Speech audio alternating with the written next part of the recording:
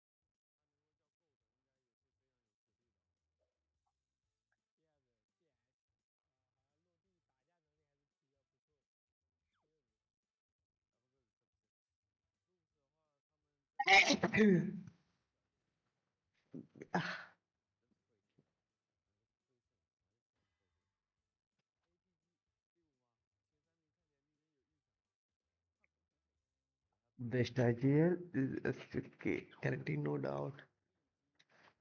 SUP भाई SUK नहीं होता है.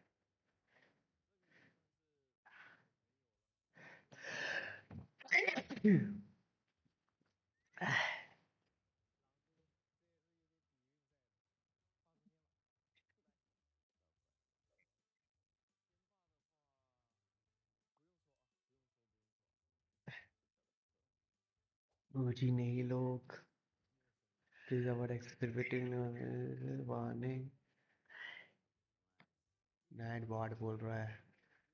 We need soul here. You were lucky to be invited to be a musician, not about qualifying yourself. Yeah, proving that potential is not limited. Just have motor brain इसका spectrum. वो तो बात सही बोला भाई. उनका इंजन ही बनाते हैं वो, तो उनका मोटर ब्रेन ही होगा. APG from Mongolia. अच्छा, मंगोलिया से एपीजी. ओहो, बड़ा मस्त है.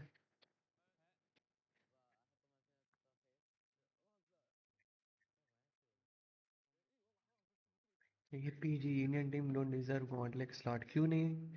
सब डिजर्व करते हैं हम लोग. ऐसे मत बोलो भाई, ऐसे मत बोला करो.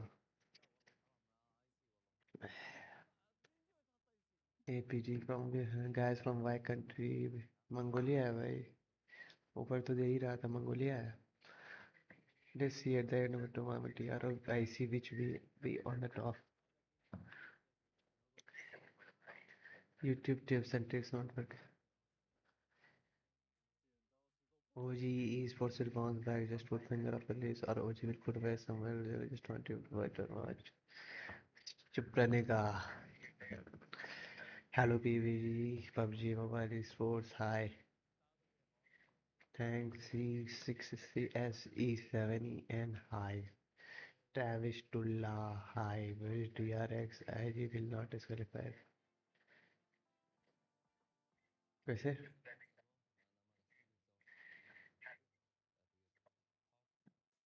PUBG, please come back. IC will not be even able to score 20 scores in last 6 matches. IC score कर सकता है.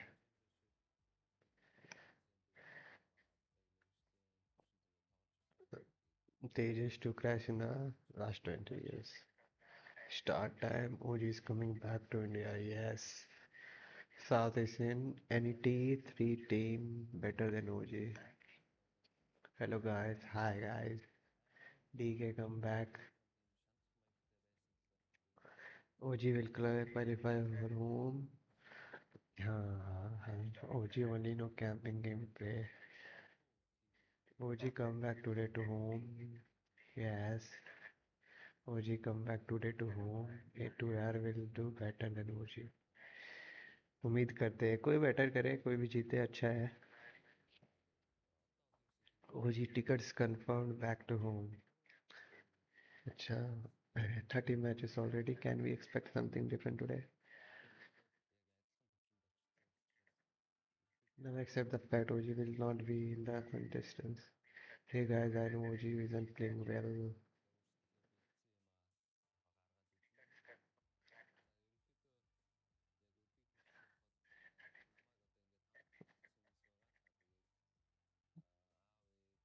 Haha, no point expecting anything like this event. APG on fire. APG तो भाई dominate कर रहा है पूरा. Forget OG. Let's go OG for number 11. Number 11 भी आना चाहिए इसको.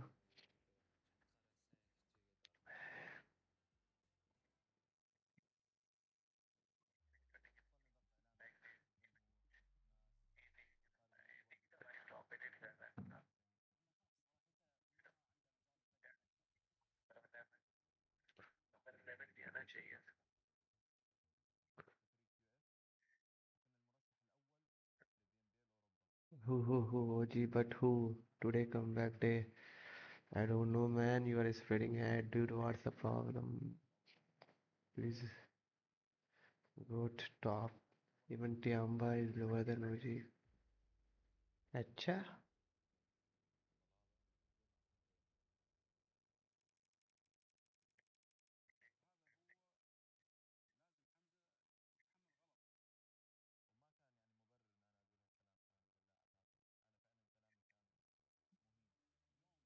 Don't talk about it. Forget it. Today's result will be in our favor or in our.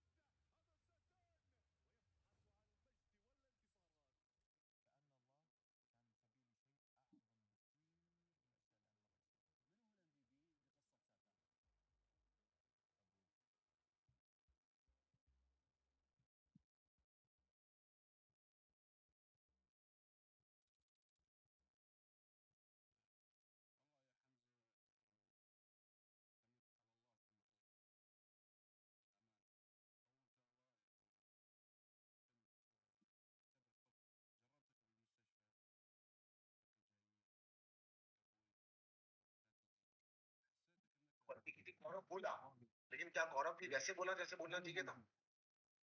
पर नहीं, देख नहीं पाया आप बोल रहे हैं. तो ये यार, आप देख नहीं पाए. क्यों, आप कितना दूर थे अशनूर से? तानिया, अशनूर और आपके बीच में दूरी कितनी थी? जाने वाले थे, गिर नहीं जाए क्लास से. वो पानी निकालने वाली थी तानिया. अशनूर अपने आप को प्रोटेक्ट करने की कोशिश कर रही थी. तो जब वो पलटी हो, चलिए आपको तानिया नहीं दिख रही, पर जब वो पलटी होगी और उसने लकड़ी खींची होगी तब आपको वो नहीं दिखी. पर आप कह रहे हैं नहीं. Tania,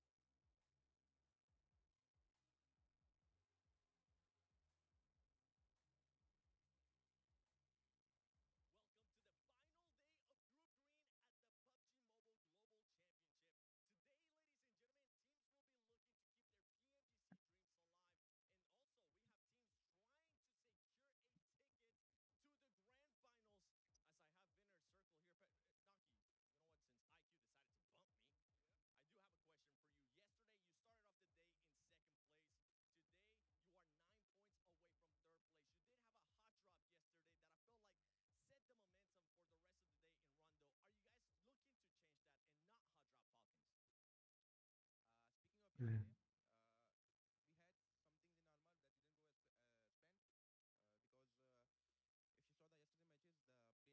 in our mind that didn't go as planned because if you saw the yesterday matches, there were two plane pass in Rondo. One was going from up to the bottom, and other one was a little bit the side one, and that turned out to be a little bit of disadvantage for us because when the teams already landed and they took guns before we landed, it shot us in air. Well, yeah, I guess. So, are you guys gonna be looking to change that hopefully today? Yeah. So today our plan is no one's listening. Our plan today is to one of us will be in a edge of the map to recall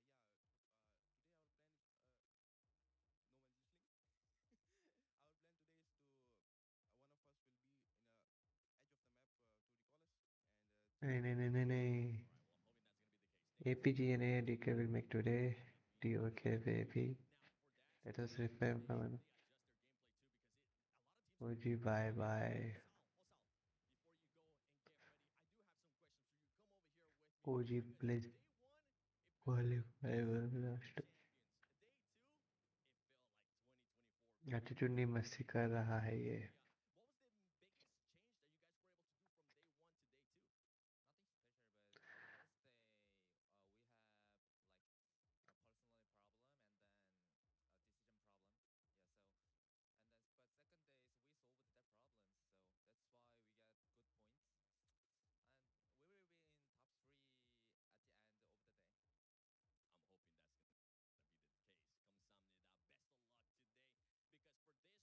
luck today. Because for this squad, I mean, this squad definitely needs to perform if they want to make it to the The grand grand finals. finals. They They are are the the defending defending champions. champions. Don't Don't forget, forget, ladies ladies and and gentlemen, gentlemen, the the top top three three go to go the to the finals. finals. 8 teams are going to be going to last chance, and the The bottom bottom five five. are going home. Let's Let's see see who's who's going to be going to be going to going the to the finals, finals. who'll be going home, and who'll be going to last chance today. I love that energy right at the start. That's right, PUBG Mobile fans.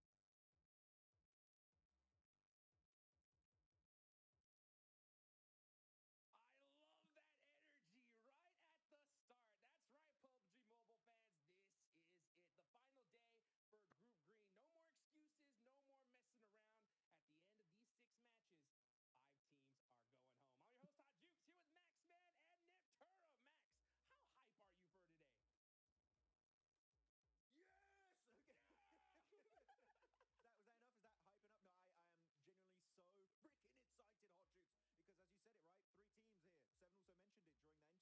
right? But it's not going to stop today of just every single team feels like they're bringing their absolute best. There is no chance for mistakes, no chance to mess up in any of these games because there's always a team ready to take advantage of that. And I love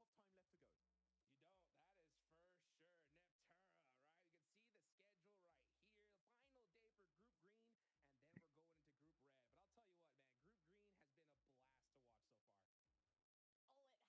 Absolutely. We're going to see the overalls right now because that's what I definitely want to take a look at, Max, man. And when it comes to the overall rankings, right, there's 2 pieces that we got to really look at, right? Yeah.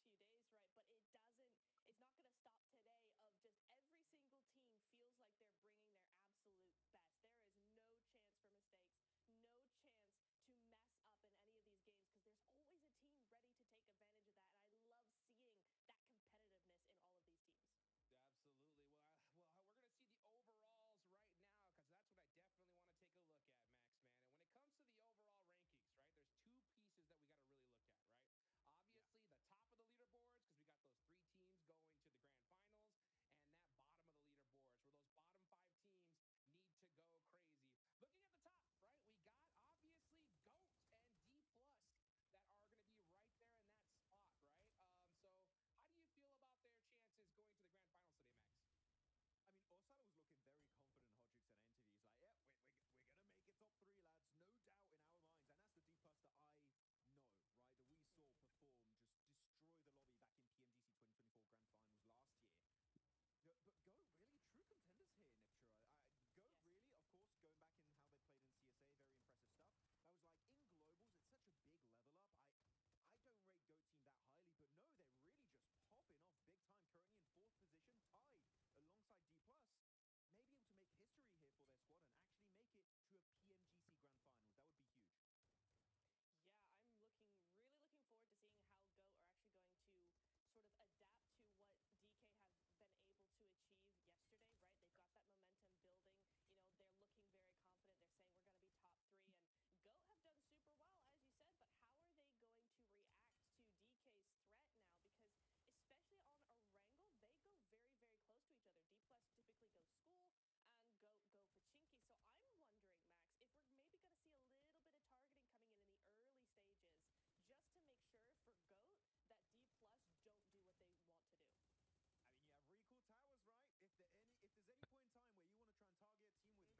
small amount of risk, it would be Rondo. Just go for the 3-1 split that we saw, for example, Noki mentioned that he might try and do in their hot drop happening versus Falcon in Neox Factory itself. Could be happening, but here are the leaderboards. And again, the tie between GOAT D plus Kia is going to be an issue. But going in the middle of the pack, still anyone here, Hodgix, can realistically climb back up into top 3. So APG, Ultra Ego, GOAT, better be careful because they're going to be chased down big time today. Oh yeah, I mean, I think that if any team sees one of these squads and once they get that elimination and realize who they are, I think they're gonna go above and beyond to make sure they take them out. Because at this point, like any kind of friendliness, it's over, right? Because it's all about trying to get that ticket straight to the finals. You want to avoid that survival stage as much as you possibly can. So for now, I think we definitely got to take a look at the top because that ticket is going to be super important. And you can see the different stats between GOAT and D plus right here. They are currently tied. I think they really cannot wait to get going, though. D plus took a couple games to get warmed up, but once they got warmed up, they were making it happen yesterday, Max. Yeah, I mean, definitely. Once they were getting in the swing of things after day one, they were able to just perform so damn consistently on their second day. Look at that, 64 eliminations in one day, Niptura. That's absolute madness from this team. I think you said it also while we were talking before the show started. Normally, Noble's the standout player, but Chips, Yes. what a day yesterday. He was on fire. He was on fire indeed. And I just love seeing that kind of consistency come through. Consistency that I want to actually very much pay attention to here. We have the head to head from Noble and Rosemary, right? We have some incredible stats from them, but I want to focus on the points contribution. These two are MVPs, 24.9% to 23%. It means that even though they are the standout players, they're still contributing the exact amount they need to, which means every single other player is also stepping up, also putting in their 25% roughly, right? So it means Yeah. that across the board, both of these teams super consistent individually. Everybody's pulling their weight, and that's what's making them so good here in the group green stage. Wait, before we go on anything else, did I see he has a 16 plus minute average survival time and he Yup. has a 2 elimination average? Like, the guy's alive a very small amount of the game compared to other people, and he's just popping off objects. That Rosemary, that was a great day. Day 2 was Dude, his day. Rosemary was going crazy yesterday, and teams that didn't go as crazy, right, but definitely put up some points was Loops versus GS, right? These are the two teams right there on that cutoff stage, right? So, in my opinion, Max, we talked about this during the gauntlet, and I think it still applies here. In my eyes, we got 5 matches today. Okay, I'm not gonna lie, we got 6 total, right?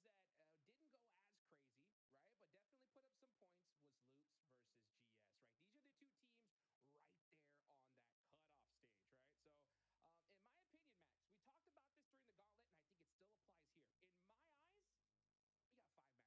mean, in the gauntlet stage, the final day, I think we had like 20 players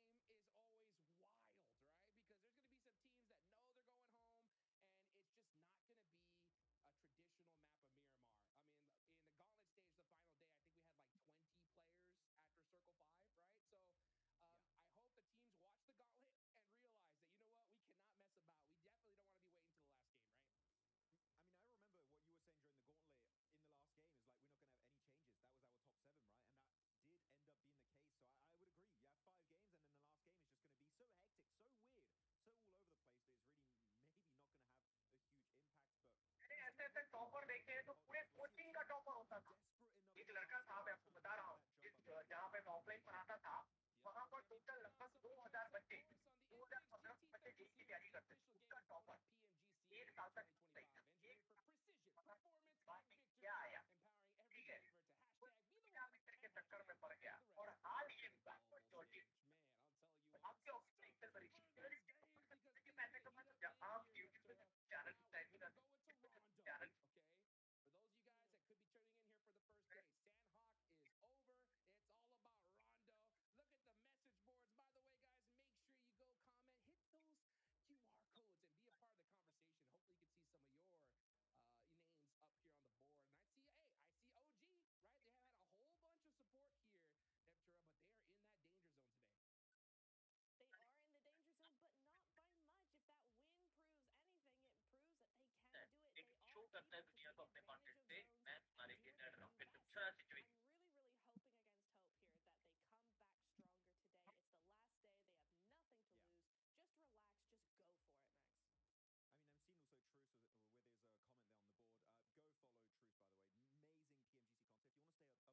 content. If you want to stay up to date with everything, the guy definitely deserves a shout out. He does great stuff out there. So, good guy in the community. GG's. Let's go. That's it. That's my shout out. I love it. I love it. Right. And hey, you can maybe get a shout out too. Right. So make sure you're a part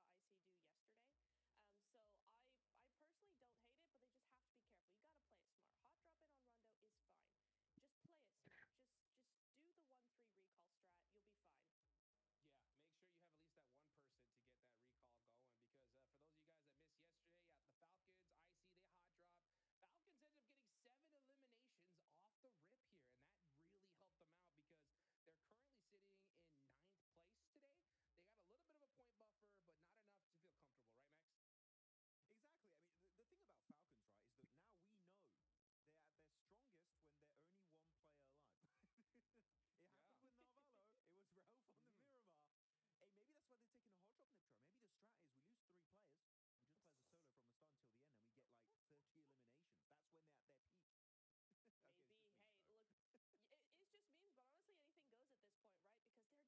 So anything goes. It's the last day again. I think that's kind of the message to any of the teams, kind of 10th and below, is just like literally relax. Either you do it or you don't at this point. You've got 6 Mhm. more games.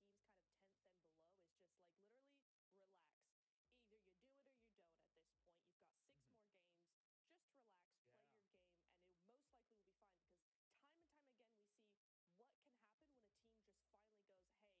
what, we've done our best,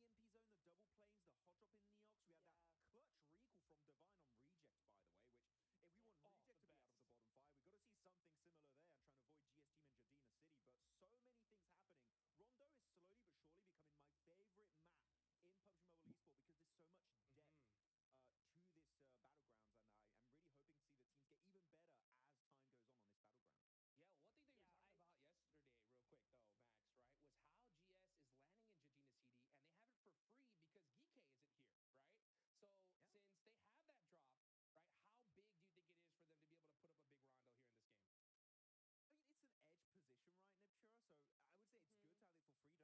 a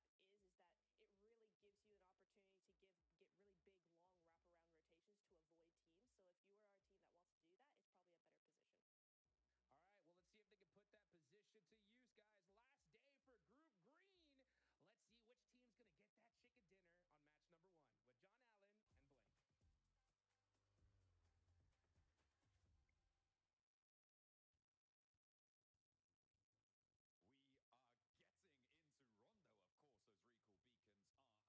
rondo to yesterday, Hot Jukes, because Oh it was yeah. absolute cinema. The EMP zone, the double planes, the hot drop in Neox. We had that Yeah. clutch recall from Divine on reject, by the way. Which, if we Yeah. want Oh, reject the to be out of the best. bottom five, we got to see something similar there and trying to avoid GS Team and Jadina City. But so many things happening. Rondo is slowly but surely becoming my favorite map in PUBG Mobile Esport because there's so much depth. To this battlegrounds, and I'm really hoping to see the teams get even better as time goes on this battlegrounds. Yeah, one thing that you Yeah, were talking about yesterday, real quick though, Max, right, was how GS is landing in Jadina CD and they have it for free because Geekay isn't here, right? So Yeah. since they have that drop, right, how big do you think it is for them to be able to put up a big rondo here in this game? I mean, it's an edge position, right, Nipchura? So I would say it's good Mm-hmm. to have it for free, don't have to fight for it, but I don't think it's like game changing altogether, right? No, I think because the only thing I will say is that it gives you a lot of options because of how big the map is that it really gives you an opportunity to get really big, long wraparound rotations to avoid teams. So if you are our team that wants to do that, it's probably a better position. All right, well, let's see if they can put that position to use, guys. Last day for Group Green. Let's see which team's going to get that chicken dinner on match number 1 with John Allen and Blake. We are getting into Rondo. Of course, those recall beacons are up, live and kicking for the last time, potentially for some of our teams. Well, definitely for 5 of our teams here in Group Green. And they will be pulling every trick out of the hat. Hopefully, they'll be able to come up with something miraculous, but we'll have to wait and see. One plane this time around, Blank. We're keeping it simple. Yeah, over towards the north side as well. So it's nice and easy for a lot of our squad. But like you say, the last day now of Group Green, the final chance to get in towards that top 3. And you're right, it will be time to pull out all the rabbits out the hat here, because honestly, for some of these squads, they really do need something special today to get in towards that top 3 or stay out of the bottom 5. I think that is a big thing we have to consider here, is that unlike the gauntlet stage, someone's going home, and not just someone. 5 teams. It is a lot of players that will be cutting out here, going through as we get further and further into PMGC. We've got Group Red coming up shortly as well. You know, the action never ends here over at PMGC. But first of all, we've got to conclude Group Green. Absolutely. Looks like we're going to be kicking off, though, with a hot drop already on the cards as the sprays start to fly. It's APG. Falcons set up in the middle. I think there's another team, Team Secret. All 3 of them playing around the test track right now. Really is anything goes to see if the Falcons can profit in the same way they did off yesterday's hot drop. They're able to get quite a few points going out. Like they are 1 for 1, but they do get that flush confirmed. And Koa may be resible here. Doc not quite with the angle to stop that one going through. We've got Reject and Gen G also on a hot drop flank. Reject looking to try and win it. Jakey around the corner against APG. Zol, though, turns it, slaps him down with a machete as well, and gets the flush point on. Remember, these recalls still exist, and Team Secret immediately pulling one player back into the fold. Gen G not so lucky. Looks like 9Z also still have a player down, but we're not expecting those to stay down for too long. They can get straight back up. Falak, hang on a minute. I see it here as well. I didn't even see them, but they're in for the play, and IQ's able to find Zol and get the flush. Yeah, unfortunate for Zol, he actually got a full reset on the kit. I think he finished that fight with Team Secret there with 1 bullet left remaining in the magazine. Was able to get himself an S12K and a bunch of FLCN. but not enough to keep them going. The Falcons, though, they're also playing this position. This is a भाई FLCN तो लगातार खेल रहा है यार. a little bit more of a वो जी split 13th में है. in this game. There are slightly loops more players who try to 11 में control the है. squad. I think they understand that America की टीम 8वें नंबर पे है. right now they are far enough ahead APG that top it's कर just रही है something they need to do. 129. As they sort of secure themselves in that top 3 with the way match teams are 13 playing out this of 18 है. season, आज बहुत it's 4 really out होने important वाला है. because if Alter Ego and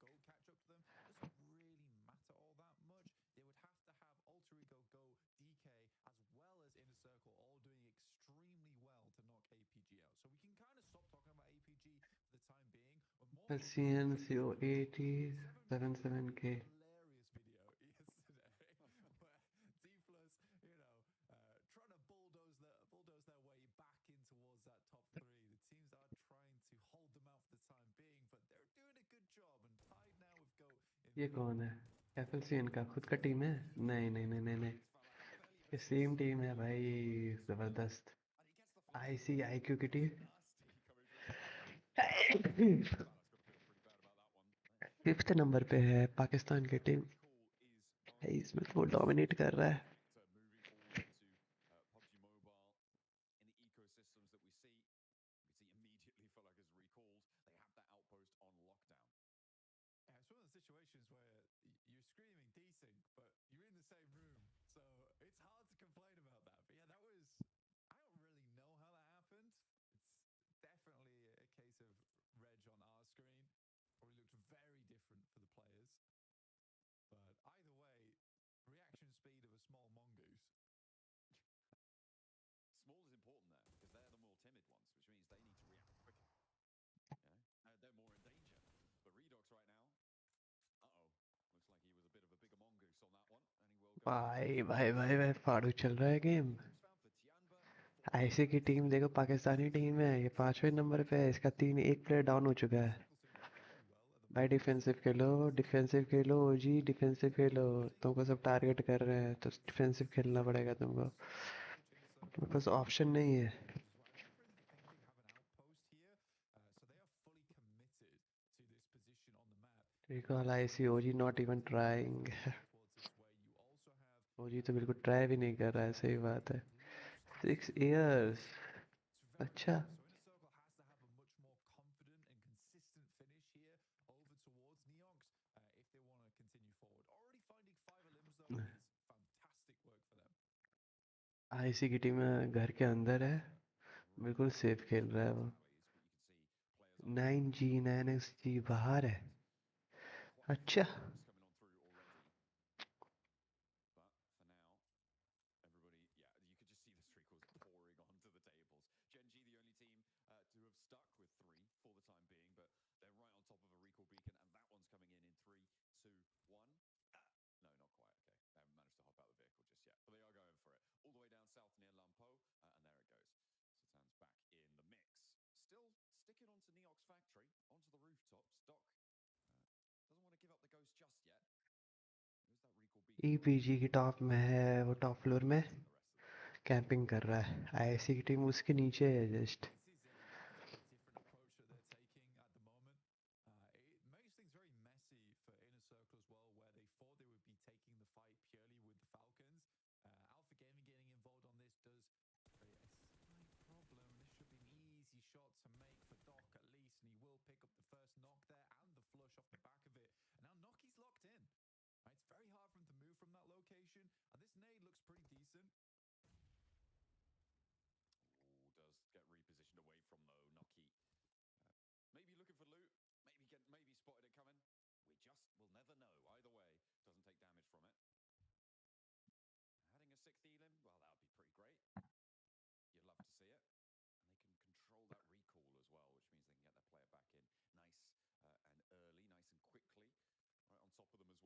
and quickly.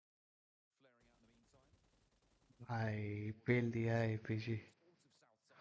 Sportive south side of Inner Circle. America के देखो, American की team है 0 एलिमिनेशन. APG 2 एलिमिनेशन कर चुकी है. AE 1 एलिमिनेशन किया है. पाकिस्तान की टीम 5 एलिमिनेशन कर चुकी है. चाइना की टीम 3 एलिमिनेशन कर दी है. OG है जो हमारी इंडियन टीम है, वो 0 एलिमिनेशन के साथ अभी भी मैदान में टिके हुए है. जो आप देख रहे हैं ना दोस्तों, ये SUP की टीम है. SUP की टीम मालूम है कौन है? कौन है? टर्की होगा. गोट टीम 3rd नंबर पे.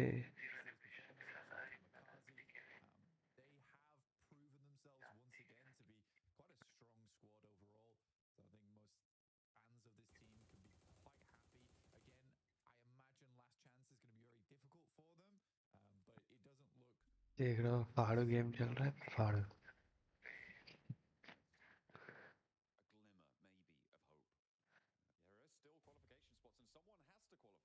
One of the biggest impact of recourse. At least one team is going to get there. Hopefully more. Circle pops in as the EMP zone fades on the fight. Genji on that east Wrong side. reply, wrong reply हो गया. Plus as well now moving in on that north edge, moving Zen deep into team the stadium. अंदर में है. Smug Zen team starting छठे to rank पे see चल रही है the outpost over in with his left. 82 points. Inner Circle hasn't dropped that OG much team either. influence Virat Goat. All the way from the west. This is the OP PUBG I do not Still like shit. on board, but for Tiamba, they might not be able to be quite as accessible to him. Shit like BGM है Pawan in Unnecessary fight coming through from B Circle over on that eastern side, and especially with Kohli players Goat, like Virat Goat, let's go GS APG. starting to हम लोग जिस तरह cricket में धमाका मचा रहे हैं क्या इसमें धमाका मचा पाएंगे? on Falcon, and you're kind of concerned about Inner Circle continuing to drop there, especially on top of Falcons. There's plenty other positions that are अबे popping up यार in कुछ this चूतिया map. हिंदी की कास्टिंग मिस कर दी है big L. As Virat fortunately Kohli enough, ने 100 मार दिया है. शाबाश a little bit confusing. India. It's not fun trying to do it on his own in a single building, right? There's no way you get in there. Not you need at least 5 players, I'm pretty sure, to be able to take him down like that. Just the one's not going to cut it. No mustard was cut. Genji against Papa Supermassive, who have had some stellar plays, but still in the middle of those tables, they want to try and breach forwards. A little assist coming on through, and a lovely shot around the corner from Nico. They're finding more. Can't fall out there. I think there's an off angle to deal with, and a teammate to get rezzed up because GS are taking shots.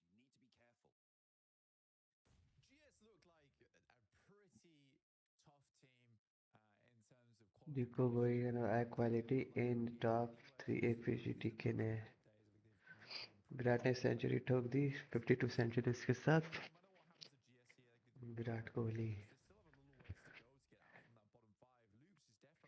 Loops is definitely in danger, as is 9ZG. I think Falcons is slightly more safe, but if they continue on this trajectory where, the 4v4s are just not great, even the 1v1s aren't great from the Falcons at the moment, then it's likely to go downhill.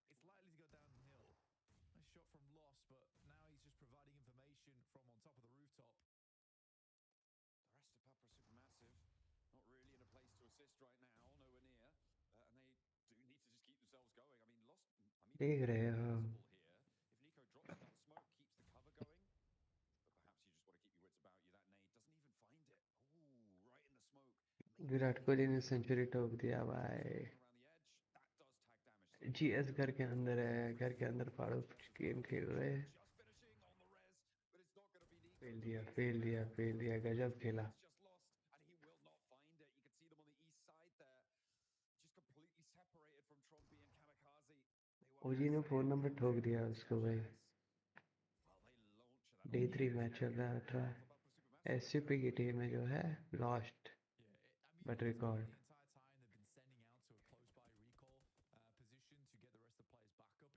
But for GS, well done. Very, very well done. That's versus a very, very difficult team to play against. And getting that full squad wipe is great. Taking the information gain that they grabbed off of those nades, SUP की they could team easily detect them. America की So team अंदर है. very gym. smart pre-spraying the smoke as well. I really enjoyed that fight. I think that was very nice from GS. देखो देखो देखो देखो देखो जेन team है. ये गेम अलग चल रहा है. इसमें रिकॉल मेथड है. बार बार लोग वापस आ जा रहे हैं. NG trying to orchestrate their approach, but the Wolves have been outposted here for quite a while, Blank. They're fairly wow. firmly entrenched. हमारी वर्ल्ड अमेरिका की टीम है ये. देखो 4 लोग जिंदा है. Hopes are getting recalls dwindle right now. And that's probably most brutal for both Tianba and for the Falcons, right? One player ये on full on four method है लगता है. स्टेज 3 का गेम है. plus player. But that's where they like to be. The analyst इस says पे it's आप all मार भी about सकते हो और Tianba, आप though, a little bit more out in the जिंदा open भी as हो well. सकते हो. Past the nades, ये they चाइना also की टीम है. have अब this देखो shot. चाइनीज की टीम देखो बैक It is कवर ले interesting रही है. the way that Alter Ego and Alpha Gaming are currently playing at the moment. Um, oh my god. Oh my god. What? Okay, that's a horrendous spray down over towards Inner Circle.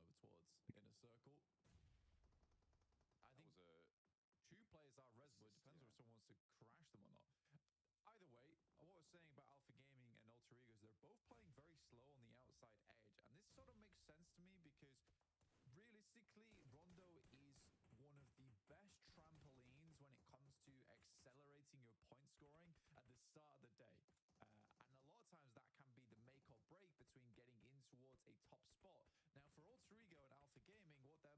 concerned with this game is basically keeping other teams down, right? So they're playing very much on the outside edge. They're not looking for central positions.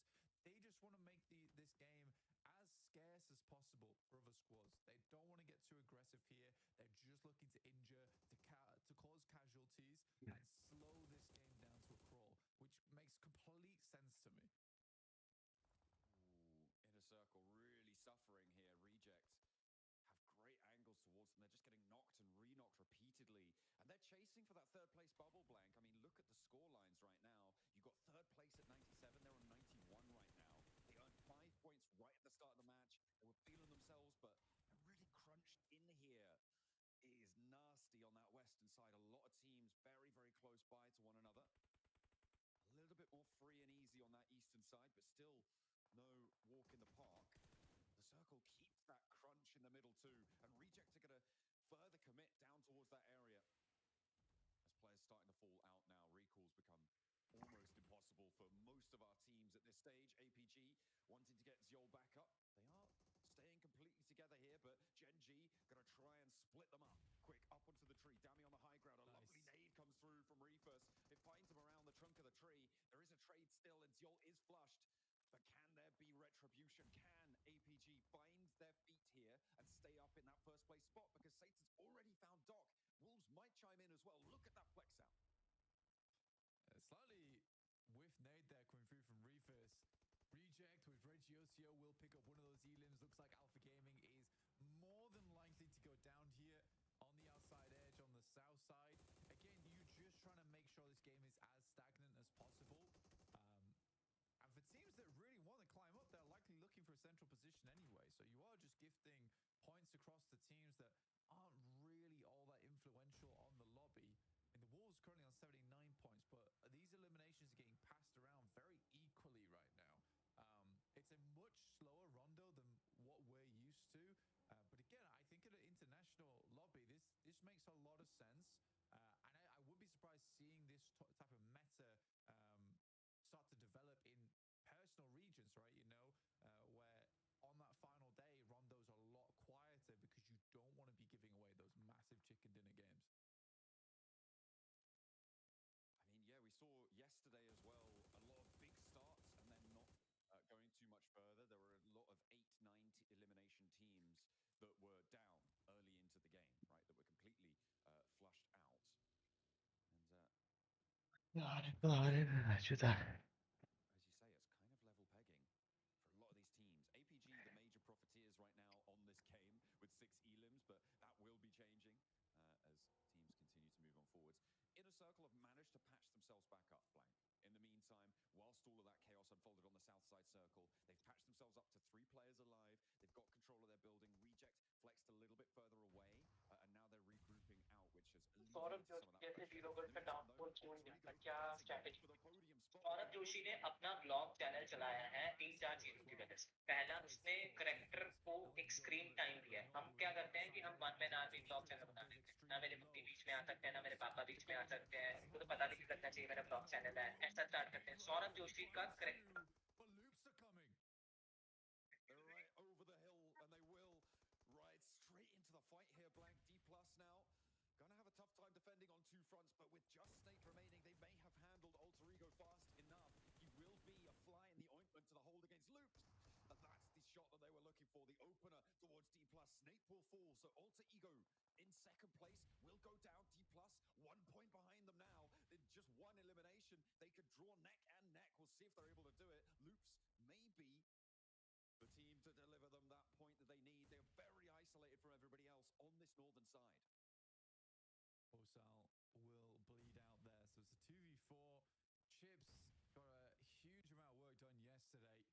Now looking to go even further for D+ and secure that position in second place. It's been a big rise from D+ over the last few days. In the meantime, Wolves are looking a little bit slicker today, though I will wait and see because anything can happen with that team. We've seen them go from strength to very low lows.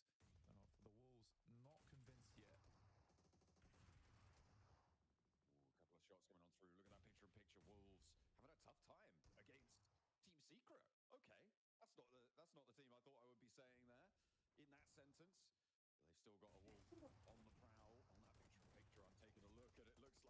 They will be able to do so much work on the top side. They take down Team Secret, but in come OG on that fight. The Wolves are flushed away. In the meantime, we're back on board now with the main picture here with Luke, and they are still going head to head, toe to toe, blow for blow with D+. As the nade pushes Fabian out the back, Chips is still on the inside. Ratto Boy looks for the challenge, but he will not be able to find it. Step into the blue too long. You're going to go down. The point that they need, it's right there.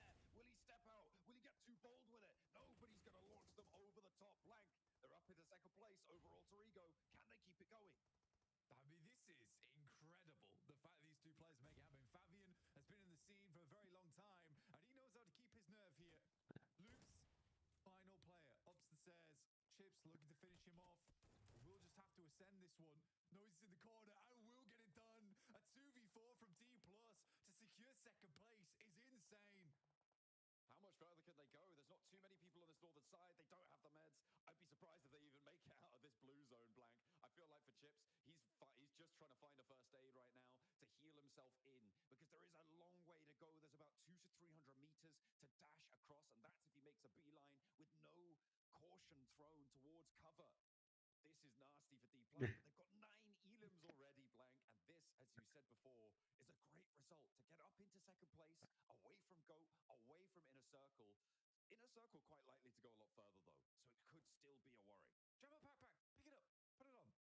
Right now, thank you. Oh, okay, that's not going to last too long, though. That's a clutch Jammer backpack. For sure. I love it when you go for the first aid kit. He's like, wait. That's actually going to save. That's fine. That's good. Okay, so ने क्या अपना bat बदल लिया है, वो एक सवाल जरूर रहेगा। अगर बदल लिया है तो क्या केएल राहुल इस शॉट्स अब बाउंड्री लाइन तक जाएंगे? चौथी बॉल ओवर की बैट्समैन अपना स्पेल समाप्त करने की तरफ बढ़ते हुए कल के अखबार के front page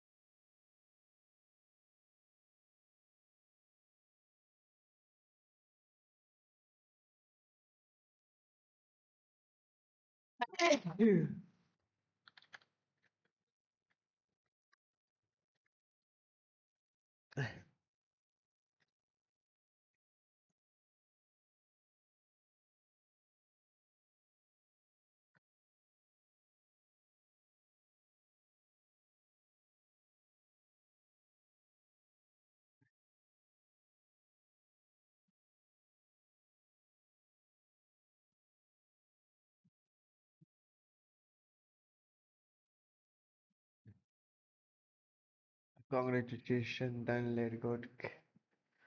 I don't know.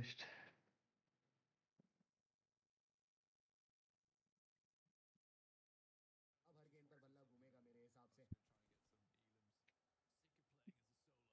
KL Rahul 40 गेंदें खेल चुके हैं, मात्र 29 रन उनके बैट से निकले हैं, लेकिन इतनी काबिलियत रखते हैं, इतना पोटेंशियल रखते हैं केएल राहुल की अगली अगर 20 गेंदें वो खेलने वाले हैं तो उन 20 गेंदों में वो 40 रन बना सकें।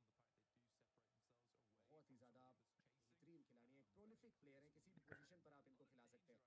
आंद्रे बर्गर राउंड इस स्टंप से छोटी गेंद, और देखिए राहुल के नए बल्ले का कमाल। शरीर पर गेंद थी और राहुल ने गेंद को डिस्पैच कर दिया है बाउंड्री लाइन के बाहर 6 रनों के लिए।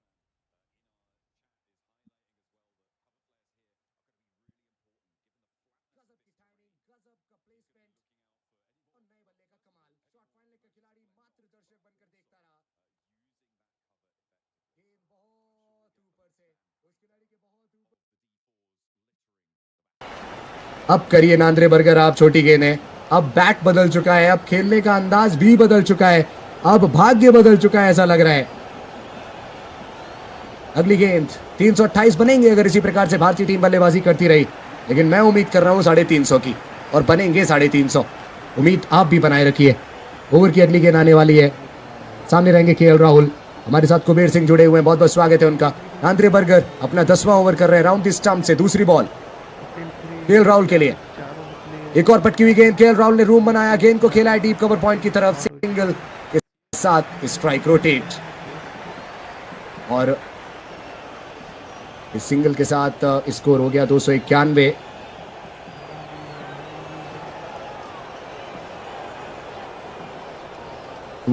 for 5।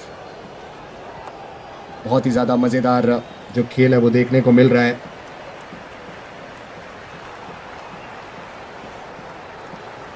चलिए तीसरी बॉल ओवर की, देखते हैं कि क्या होता है। सामने रहेंगे रविंद्र जडेजा, उनके ऊपर भी जिम्मेदारी रहेगी बड़ा शॉट लगाने की। Andre burger over the wicket से जडेजा के लिए वाइड यॉर्कर का प्रयास, लेकिन बहुत ज्यादा ही दूर रख बैठे। वाइड का इशारा अंपायर की तरफ से आएगा। गौरव कुमार कह रहे हैं कि 350 बन जाएंगे,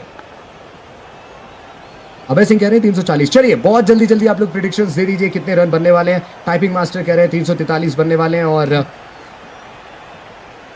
पलोडिया हाउस हमारे साथ जुड़े हुए हैं, उनका भी बहुत बहुत स्वागत है। अर्जुन तिवारी जी आवाज आ तो रही है। ओवर की तीसरी बॉल, वैसे 3 कर चुके हैं लेकिन एक वाइड थी, तो बर्गर ओवर द विकेट से करेंगे एक बार फिर से तीसरी गेंद। इस बार यॉर्कर लेंथ की गेंद, और गजब की यॉर्कर थी। राहुल फंस सकते हैं, डायरेक्ट हिट लगा नहीं। शॉर्ट फाइन के फील्डर ने बहुत जल्दी बॉल को कलेक्ट किया और थ्रो किया स्ट्राइकिंग एंड के स्टंप्स की तरफ। बाल बचे केएल राहुल। रविंद्र जडेजा तो पूरी तरीके से अपने शरीर का नियंत्रण और संतुलन खो बैठे थे, लेकिन वो डेंजर एंड पर नहीं रहने वाले थे। डेंजर एंड पर केएल राहुल रहने वाले थे, और शायद से केएल राहुल पहुंच गए थे। बिल्कुल सही कैलकुलेशन और कैलकुलेटिव रिस्क लिया केएल राहुल ने। स्ट्राइकिंग पे एंड पर आए, जानते थे केएल राहुल की वही डेंजर एंड पर रहने वाले हैं। जडेजा ऑलमोस्ट गिर गए थे लेकिन गिरे नहीं, दौड़ गए उस तरफ। अगली गेंद पटकी हुई गेंद ऑफ स्टंप से बाहर है, स्लाइस किया है बल्लेबाज केएल राहुल ने। फील्डर पीछे मौजूद है लेकिन कोई मौका नहीं उस फील्डर के पास। एक और स्लोअर बाउंसर, लेकिन इस बार बहुत ज्यादा विड्थ दे बैठे।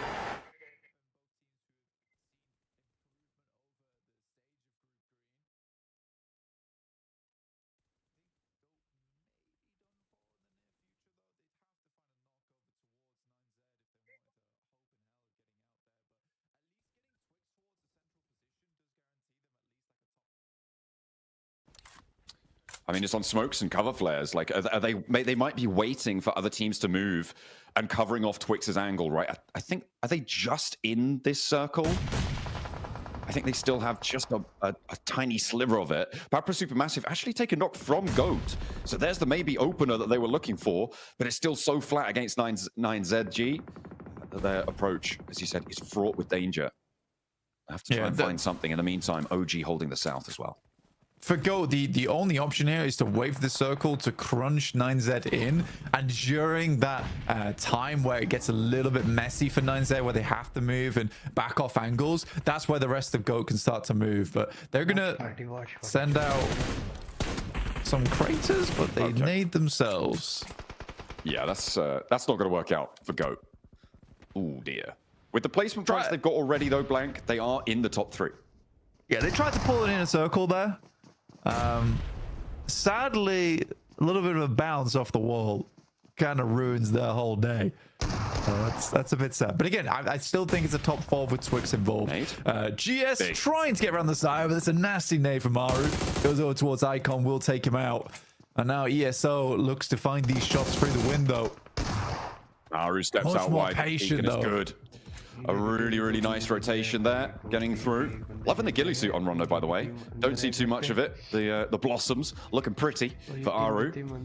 Almost as pretty as his peaks there. 9 elims now and a 4th place guarantee. This is the game that OG needed to jet out of the bottom 5 blank. They want to keep climbing. They want to go as far as possible. Again, it's nice not to be there now, but it's about getting as many points under the belt as humanly possible to set yourself up for safety later on. Because with only 6 matches, including the conclusion of this one to go, it's got to feel good that you're into the top 3. Maybe a second place on the cards. If Papa Supermassive can hold it out against 9ZG. Yeah, I think for OG it's been really nice, and so far a lot of these pieces they're going for are covered off by their teammates, and it's looking a lot cleaner on their approach towards these engagements. They're not trying to take fights that they know they're not comfortable in, and they're still keeping up that great macro that we know that they have. It is sad where this is almost an impossible location to push out from, but what I am glad about is that they tried to make a move. A lot of times in the past I think OG would have just sat there and waited for the blue to envelop, but they actually went for something, and that's promising to me. I mean, they saw those players drop. They knew attention might be distracted, might be a little bit split. That was as good a time as any, but unfortunately did not go their way. Papra Supermassive, they've held this building for so long. 9ZG have been on the outside, but 9ZG are giving it a damn good go here. Nico is knocked. Lost was taken down earlier. Nico on the off angle, very unlikely to be resable there. Kamikaze feels the bounce of a nade of one of the tetrahedra littering the battlefield, and another nade for 9ZG. This is again another campaign to get away from the bottom 5 spots, and that is a brilliant conclusion for 9ZG. Papra Supermassive get a decent chunk of points as well, but they could not leave their compound. They held it strong, but they just weren't allowed out the front door. I mean, for 9Z, this is a big game for them. They needed it from where they were in the tables. That's more of a survival win for this team than anything. For Papra Supermassive, though, it does send them a little bit further up towards the top of the tables. For OG, a little bit more aggressive, a little bit more respectful of some of the teams in the lobby as well. But overall, some promising moments, I would say, from that squad. I'm not going to say too much right now because I need to see more out of that team today if they're going to make it out from that bottom 11. But the journey has begun. The journey has begun. Absolutely. Some very important matches coming through on the Rondo, and that's what we wanted to see. There was no team blank that got 0 eliminations. Everybody got at least 1, and that's what you want from a Rondo, right? It's pure entertainment value. Getting stuck in with those eliminations. Brilliant stuff. But 9ZG, they close us down with the first chicken dinner.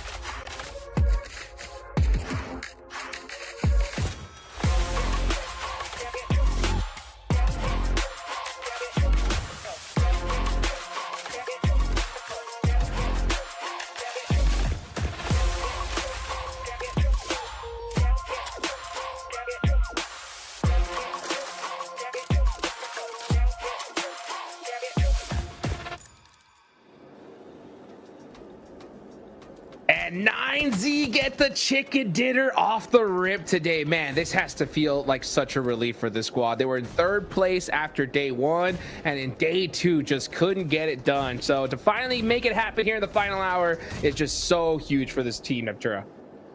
It really is. I love how they've played this. Very careful, very consistent across the game. I love in particular how they, like, in maybe phase 4, I think it was, they saw there was a compound in the middle of circles that was open, and you can see just the beeline of rotation going straight to that position and holding it. It's so decisive from them. It shows that they're really thinking about it. They're being proactive, and it's what got them the win in the end, Max.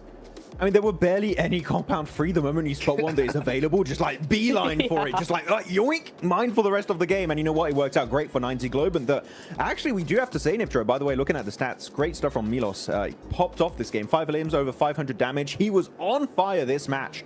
But 9Z was slipping ever since the first 2 strong games on day 1 for Group Green.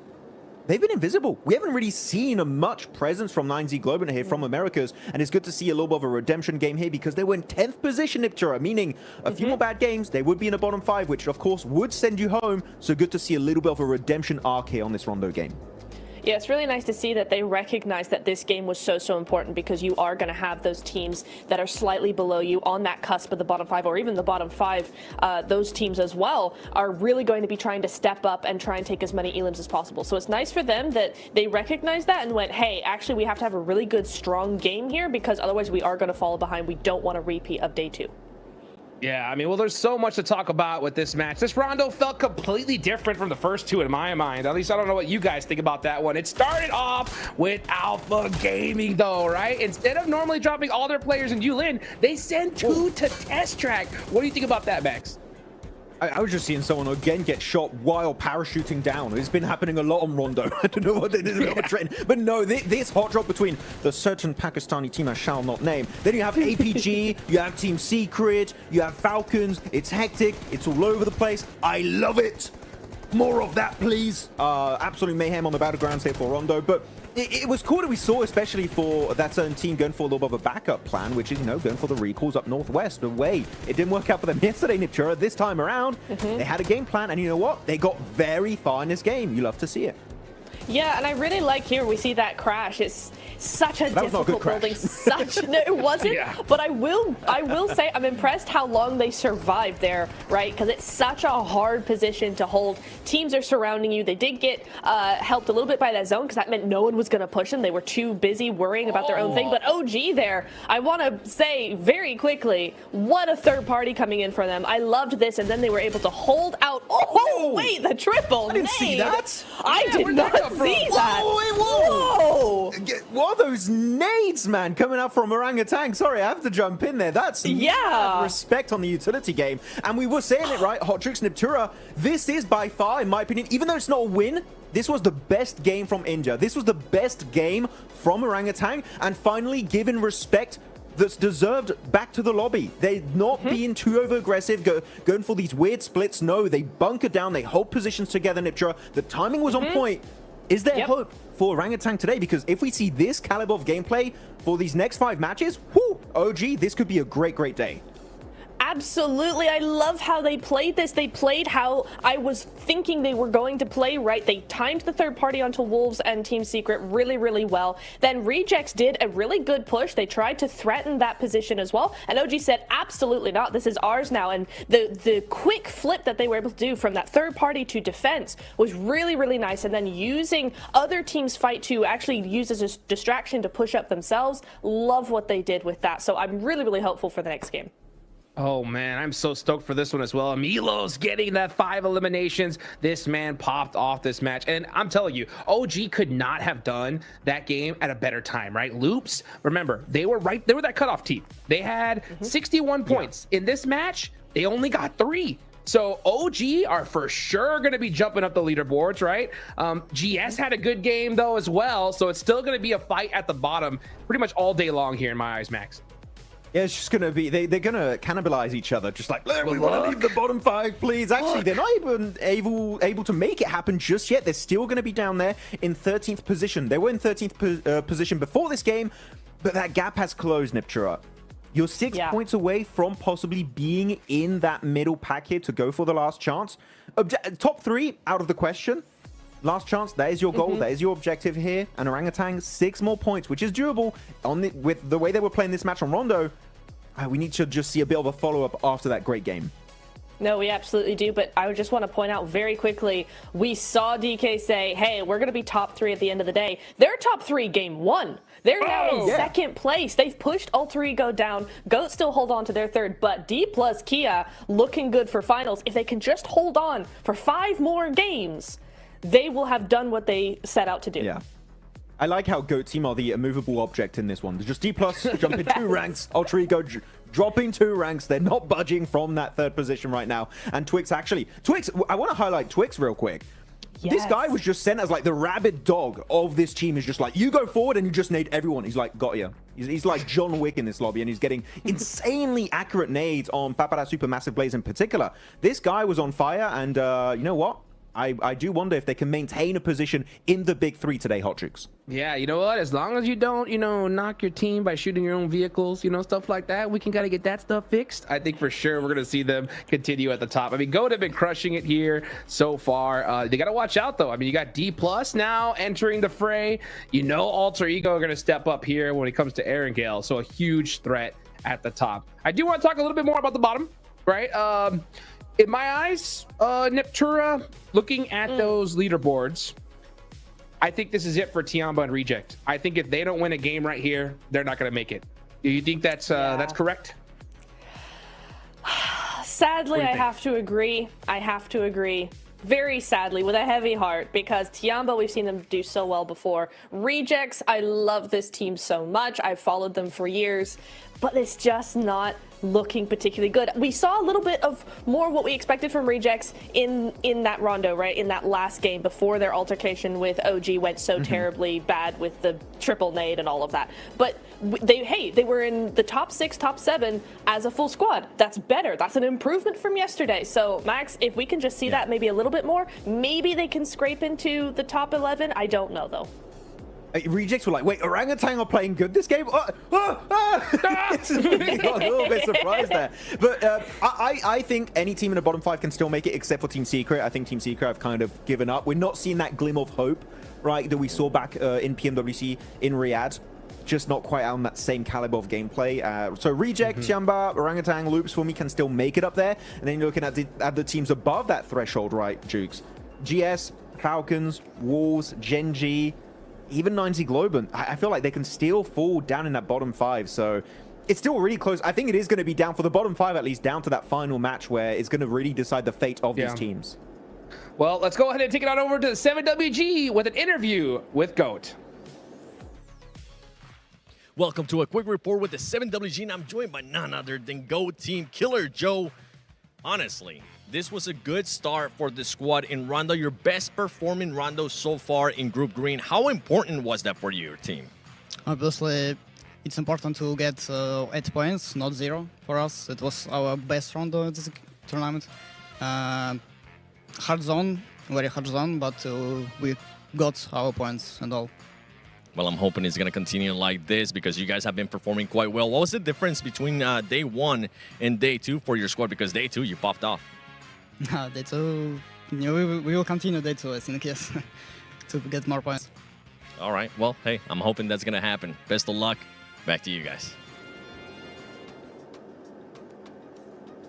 Hey, we heard it from Killer Joe himself. He was talking about, right, how this was a tough zone. Honestly, that whole map was crazy different, right? I think we're definitely seeing teams just realize that, hey, we need 20-point games, right? Just some eliminations ain't gonna cut it. So at least for what I noticed, Neptura, squads were quick, right? To rather than focus on engagement, get those dominant positions as fast as they possibly can. Yeah, right. We made note of it. It was like, hey, this rondo's actually a lot quieter than the first 2 days, and that's exactly why. It's just these teams are hunkering down. They're getting serious now. You know, they're realizing the potential that Rondo has to make points, and rather than focusing all those points on eliminations, they're like, hey, listen, we can hot drop a little bit. We can kind of be a little bit aggressive in the early game, but the focus really is on that end game, focusing on getting those positions instead, Max.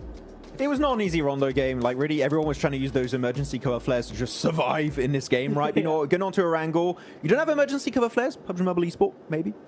That could be a great addition, but I'm very excited for the grassy pastures here, Hodrix. It's going to be intense to see who's going to be looking to climb even higher in those rankings. Well, I know 2 teams for sure. I think it's do or die for Tiamba and Reject.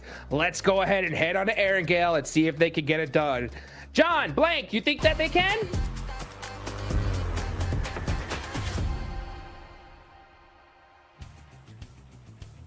Hey, you know, anything's possible. Why not? Give it a good go. Give it your best. That's what you're here for. At the PMGC, plenty of teams will try and stop you, get in your way, tackle you to the ground, and drag you down with them.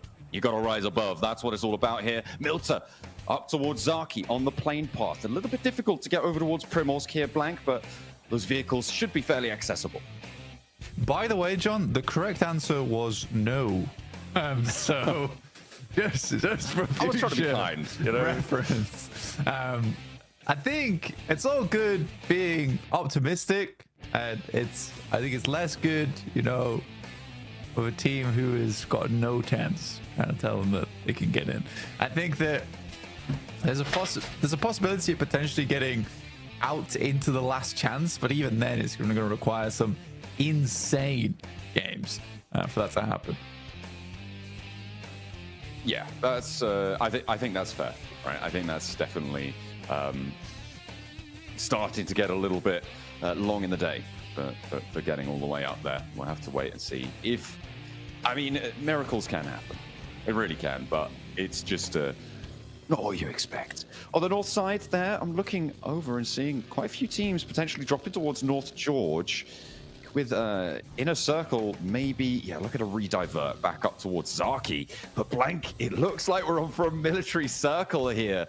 Get across as fast as you can. High priority, I'm assuming, is going to be put on towards that observatory position, the bridge camp's potential, over towards Novo access. Maybe we'll see some rotations of the gliders coming on through as well. Grab those hovercrafts. I wanted to see this yesterday. I wanted to see it yesterday, getting it first game of the first angle. Yeah, that's good. That's fun. That's fun to see. I think it's absolutely brutal for so many squads, though. It's the type of thing where it's like, oh, on an outside chance you get a lot of points. Who's the team that benefits from this the most? Alpha Gaming. They're already in bloody #1 spot. They don't need any more points. This is very frustrating. For Reject, potentially they're able to get across the water quickly, play towards the houses on the beachhead, play those compounds there. But again, it's tough. A lot of the teams that are going to benefit from this are already in a strong position. And it funnily enough, is the two teams we highlighted before, and Tiamba as well as Reject, who are around south of Milta and south of Farm. So, you know what? Maybe last chance is on the cards. Maybe it is. Maybe I was wrong. Give it a good go. Let's go. Come on. You can do it. Still 21 points. Ooh, bit nasty. The question is, how fast do they move, right? Because Falcons, they are moving very quick right now, but they are in one vehicle, Blank. And I always hate to see that, especially when they're going to be rolling past Goat. It is going to be a difficult bridge crossing for them. I'm not sure if they're going to be able to do it here. Depends how close Goats stop. They might try and go further on into the island, and I wouldn't be too surprised at that. They know that there's going to be so much fighting around that bridge. They can play a little bit deeper in and wait to pick up the pieces from it. They're playing the longer game here, and in a third place spot, that's what you want to be looking for. Unfortunately, though, for them, Alter Ego have already managed to find first blood. Papra Supermassive losing one of their players over towards Milta Power on the east side. I'll tell you, one thing that D Plus is very good at is getting to weird zones very quickly and then holding them from there onwards. Loops is in their way and they will be passing through side by side. It is a weird situation where for Loops as well as D Plus, there is a consideration to be made here where as you're rotating, you see another team and you just don't take shots. You prioritize getting into the circle and finding a position. I think that's actually the smarter move to take in an international. I think D Plus and Loops have both committed to that. That's a little roll up there, as we saw from Falcons. They're still in their one vehicle, Blank. The thing I didn't take into account, though, to be fair, is that Goat will not have had time to loot that much, right? So they're not going to be super prepared to go for that hold. It's not like you're coming in a minute, in 2 minutes time. And fair enough. So maybe the one vehicle rotate was necessary to just get them across, and they'll be able to grab a couple more vehicles, especially after taking down a player from Goat who was lagging behind a little bit, and they'll be onto the south side. So as much as I hate to see it, I feel like maybe the one vehicle rotate could have been the right call in that exact, very specific scenario, and no others ever. Pubg Supermassive, though, after taking the fight in Milta, going for a swim, taking a dip, got their swimming trunks on. Yeah, that's it. That's a long swim as well. And with Tiamba holding Novo, I mean, that was a pretty obvious hold as well. Oh my god. Doran with the iron sights at that range is something else. That's that is pretty special, for sure. I mean, you just always love to see it. You love being surprised like that. Every single time, even though you kind of expect it from teams at this caliber, it's always pretty on the screen. Wolves moving in. Try and hunt down Claws. He's hiding behind the rocks.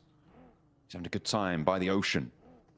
Actually, he's not having a good time. He's having a pretty terrible time, but might be a little bit safer than he once was, because all four of the Wolves are here, and they are playing hide and seek. It's sardines right now, and Claws desperately doesn't want to be found.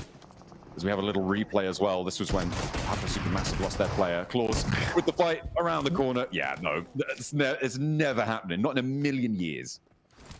I appreciate the restraint from Papra Supermassive there. It was like, I want to slam the desk. I'm not going to slam the desk. Fair play to him. But yeah, that's rough. Definitely rough. Definitely a classic though from D plus. Getting towards the zone nice and easy. I think I respect Loops and D plus a lot more after that push. I think you might have seen. Oh, Reefus. You might have seen it in a regional tournament, you know, the Loops stop short and trying to hold out D plus. But I think in international, it's a very smart maneuver from both those teams. Just shake hands and be like, well, you know, we could either make this very difficult on both of us, or we both just look for separate areas to go. And even D plus respected it. They saw that Loops wrapped down towards the south side, so they thought, oh, we'll wrap over towards the north. In those few scenarios, it is sometimes nice to, you know, make a friend on your journeys. No friendly attic for Goat, though, as they have more of Falcons to deal with. Ooh, Darfalo giving me a scare there. Redox goes down on the first peak, and with 2 pump actions, not peaking at the same time, did not quite work out for them, but they'll be able to get that res. And another player for Goat falls. This is all good news for Alter Ego. I wonder what vehicles they're in right now, Blank, because they are all the way over towards Mill to Power still. Hopefully they've got a hovercraft at best, maybe a boat at second best. Could it be a glider time yet again? As teams are starting to compound now onto the military island, DK are taking that northern side, that north and eastern side, rather, of the military base itself, moving up into the hills. Observatory is found by Loops, and Tiamba are in the foothills over towards Novo. And there is one boat there for Alter Ego, which could take the entirety of Alter Ego across. Quite a few of these locations are cut out, though. I think for Alter Ego, it's likely going to be a heavy, wide swing towards the west of the island. But decent sprays from Coops.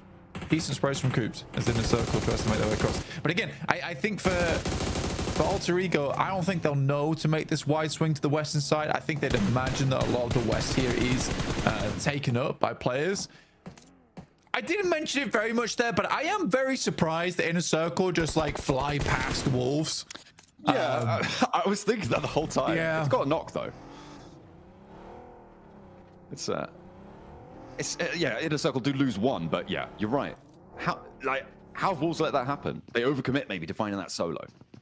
Few Wolves though, you're just like, well, now our life's a little bit more difficult. There's a lot of teams down here. Now we're kind of one of the last to enter. Yeah. Actually, they didn't even get the flush onto the Inner Circle player. That was picked up and put in a vehicle very quickly.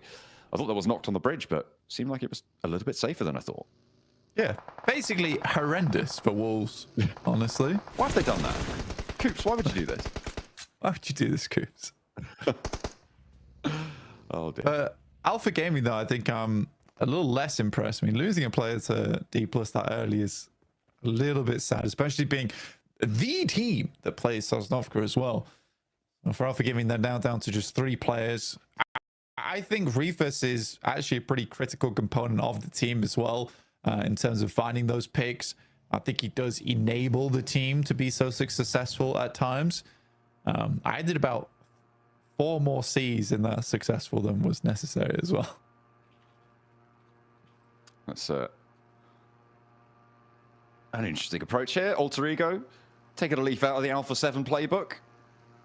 Take it to the skies. And I mean, on the east side, it kind of looked a little bit occupied, but it was Papra Supermassive who they scrapped with earlier, right? And they're very, very split. The landing actually fairly smooth, but Rosemary, I mean, he's taking damage from somewhere. I think that might be in the blue zone earlier on, but has 5 bandages, a stim ticking him up as well. Did you miss Alva just falling out the plane? I think I did, actually. Blank, I was looking at the map feed. That happened? Oh, dear. Yes. That's really, really bad. Rosemary, what are you doing? Figure it out. Well, I don't think it's Rosemary's fault. I think that Alva just ejected in some failed James Bond movie. So, not really sure what he did there. That should... It doesn't pack any damage at all. Oh. It doesn't matter. The M249 will do the trick. So, a pretty unfortunate entry, which looked so smooth, right? Yeah, they sort of stumble repeatedly on several hurdles. I missed Alva falling out the plane. I definitely will need to get a replay on that because that sounds like comedy gold. But Papa Supermassive able to find players back on it. Okay, there we go. Shot. Maybe he got knocked out of the plane here by Kamikaze. Okay, He did. that's so much more fair. Well, he did get ejected, but he didn't press the button. Ow! Ow, ow, ow. That's a painful circle for a lot of squads. Heads back up towards the North Island. Oh, my days. No, Orangutan, no, you do want to play on the south side. You do want to play on the south side. Please, OG. Oh, no. Oh, OG, no. please. This is the reject game, though, Blank. It's now or never, right? They need it. At this very moment, Team Secret completely out of it. They're in the blue zone somewhere. I don't even know where they are right now.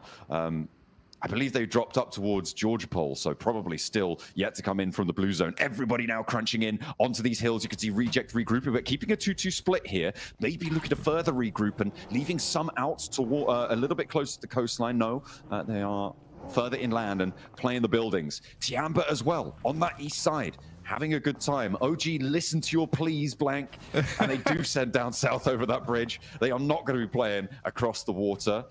As tempting as it might be, it's not going to be there. Yeah, they were going to play Sharkfin, which very much an outside chance and survival. But I imagine Ari's just like, look, we're done with that type of playstyle. All right, we're done with playing on the outside of the zone. Let's try and get something here. I mean, they're so close to breaking out into last chance. I'm so glad that they turned around. No matter what happens to them now, I respect the decision.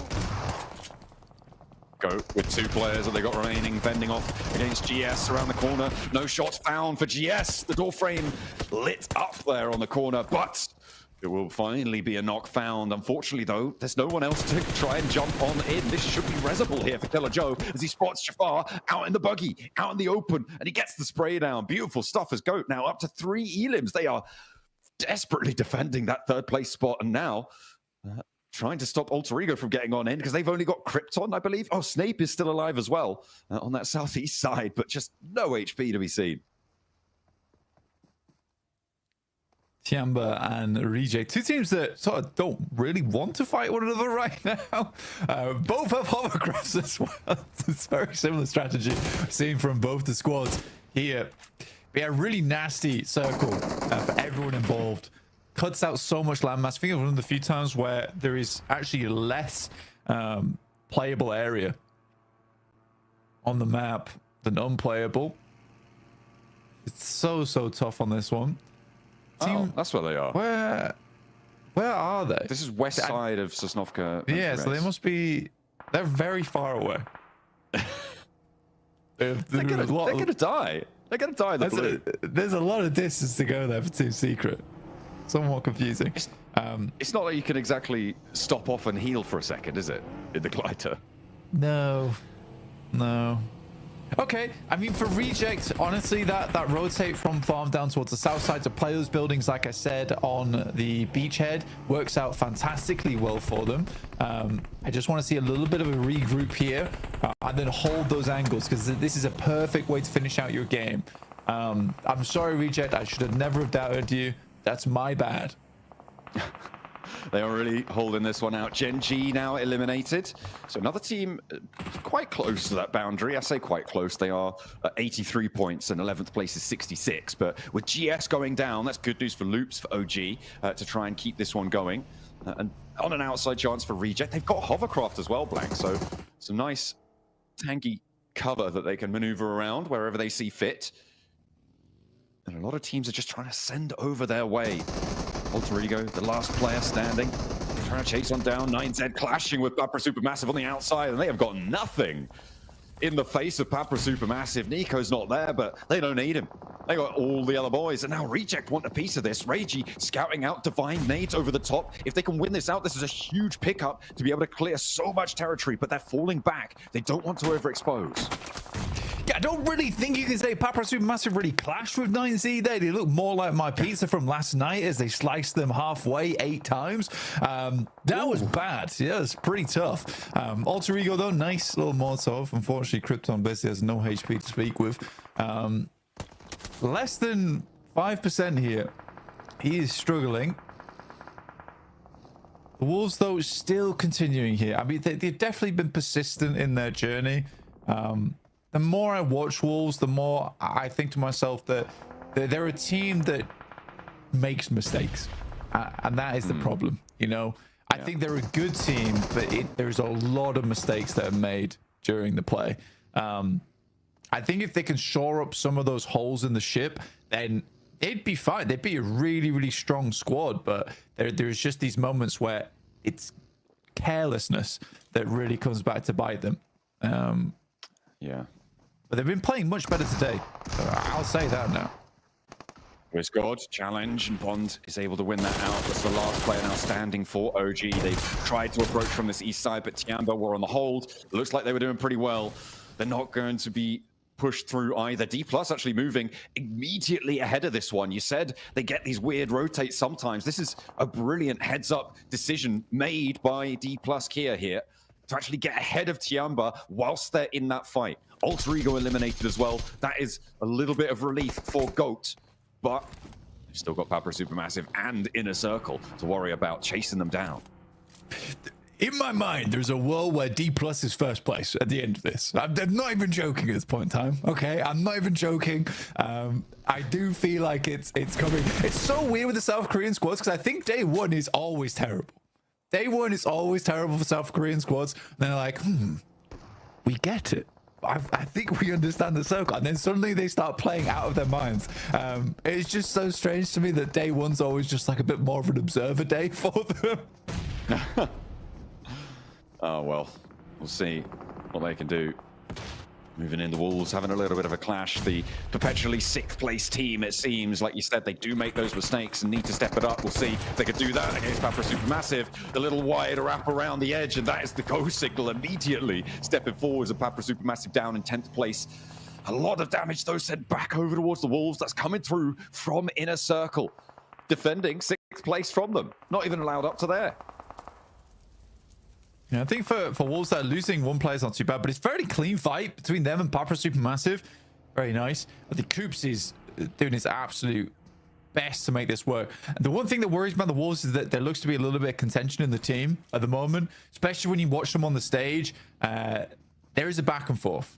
Though I do prefer for teams to be open, and especially North American teams, they can be very loud, but you know, when everything's said and done, they are still very friendly with one another. But if you want to make it towards the end, you've got to let your opinions be known here. The only thing that I'm kind of concerned about there is that you know, you're fostering a little bit of this not so favorable attitude in the team. So for the Wolves, I hope they can keep their heads clear today, because there is the possibility for them. There really is. They just need one big game. That's all they need, and then they're in the running. Tiamba trying to move forwards. D+ not allowing them that opportunity. D+ keeping things going. I mean, a little bit of revitalization. That first day, not great, but day two, a lot better for them. They looked really cool on the stage as well, very calm, even when they were finding those chicken dinners. And now, looks like they're trying to convert. It seems like on the north side, they have a very solid chance. Ocel's not out in the water there on that position. Don't worry. The minimap just a little bit offset. He is on dry land. He's got dry boots for the time being. But it's all, I feel like, for me, it is still reject that I'm looking at here. If they can jump up, and maybe as a second storyline, Falcons, if they're going to be able to actually do more than stay alive with a solo and rely on Narvalo for points. Yeah, I mean, that's not great, is it? You know, having to basically send out Narvalo like some kind of Pokemon in the end game. Narvalo, I choose you. Max time just Pokemon. I was like, what? Yeah. I mean, that's his special move, right? That's what he gets. 6 points. Narvalo uses 6 points. It was super effective. Loops. Ooh, they are trying to find the shots and seemingly getting through, but not unscathed. Finding the crash successfully onto this corner. Goat now down to one player alive. Third place in his hands, although it's a bit safer for now. As we hop back over to this east side. D+ moving in with a solidly timed rotate, still ahead of Tiamba, but Chips has spotted that's Loops from the south, actually opening the door for Tiamba to maybe to skirt around the edge. There's some tough shots for top right now, extremely long distance, but definitely making life hard for Tiamba on the very outer edge of the map. This could easily be a Wolves win. It could easily be a Reject win. Playing around this hilltop here, you can get a lot done for the Wolves. I think the unfortunate thing for them is that they're playing as 3, which makes this a lot more difficult. But I've seen a 3-man win from this spot in the past. It is possible, but you have to be everywhere all at once. And that wasn't on an international stage either. So we'll see how Wolves do want to play this one out. Still 9 teams remaining at almost 22 minutes into the match. It's all these undulating hilltops which allow multiple teams to remain in this lobby for so long. I'm waiting for Inner Circle's decision here and seeing what they could do as to whether the Wolves are going to have a good time or not. APG actually trying to send off to the hilltop first, not wasting any time, but immediately they're above. There go Inner Circle as well. Wolves take shots out that way. You're crazy. In they careen. Doran straight on top of it as well. Looks for the fight. Falak not going to allow him any entry. No quarter given, but T24 is the price they pay. The rest of Wolves, though, on the back lines will not be able to find the angle to go for the flush. Noki stepping forwards, burning Batten out of position. IQ humbled slightly on that peak, but will be able to get some healing done as the reses start to come through. This is Inner Circle's time to turn it around, but Batten again layering down these nades. A response from Falak keeps his team safe. Time and time again, he's coming in clutch, and this is no different. You guys are very slow on the uptake here. Finally moves a position. It's a long nade. Will get a lot of damage done, but he needs more than just that. And Falak once again with another strong shot will step up, takes him down, and that will be in a circle as 4.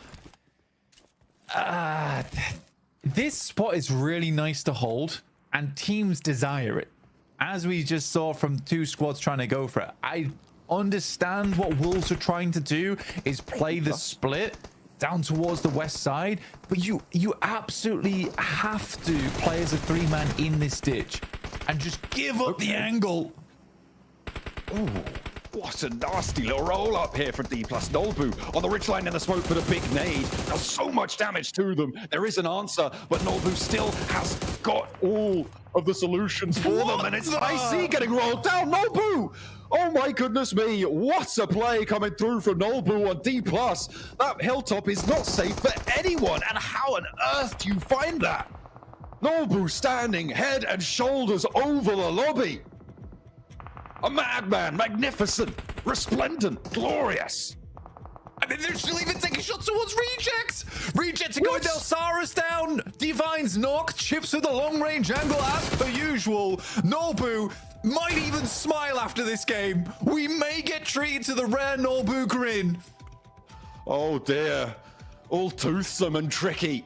As Reject cut down to size, the Falcons are still here, Blank, and they do have 3. They do have this hilltop. I feel like if I was a betting man, I would put money on Falcons.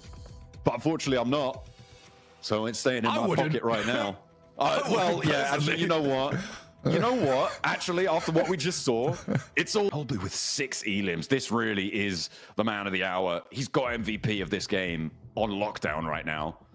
They've got 11 nades, Blank, and 6 smokes. They are in a pretty solid spot in terms of utility.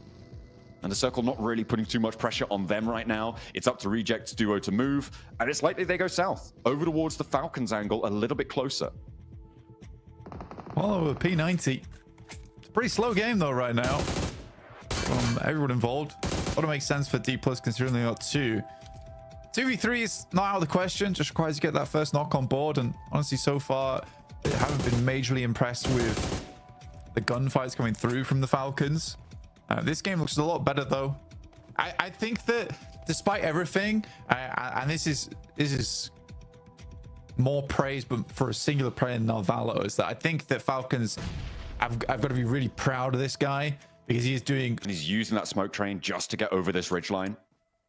Knows he would be exposed otherwise. Big thing for a single team approach. Big thing for D+ here is that they got a massive resupply. Right? There were so many teams that fell down that ditch. So you have all the nades that you could ever want. You've got all the smokes you could ever want. can see here that Falcons actually has less nades on 4 players than D+ have on 2. There's more in the boxes as well that sit around them, right? Even if they throw them out, doesn't mean they've only got 11 to play with.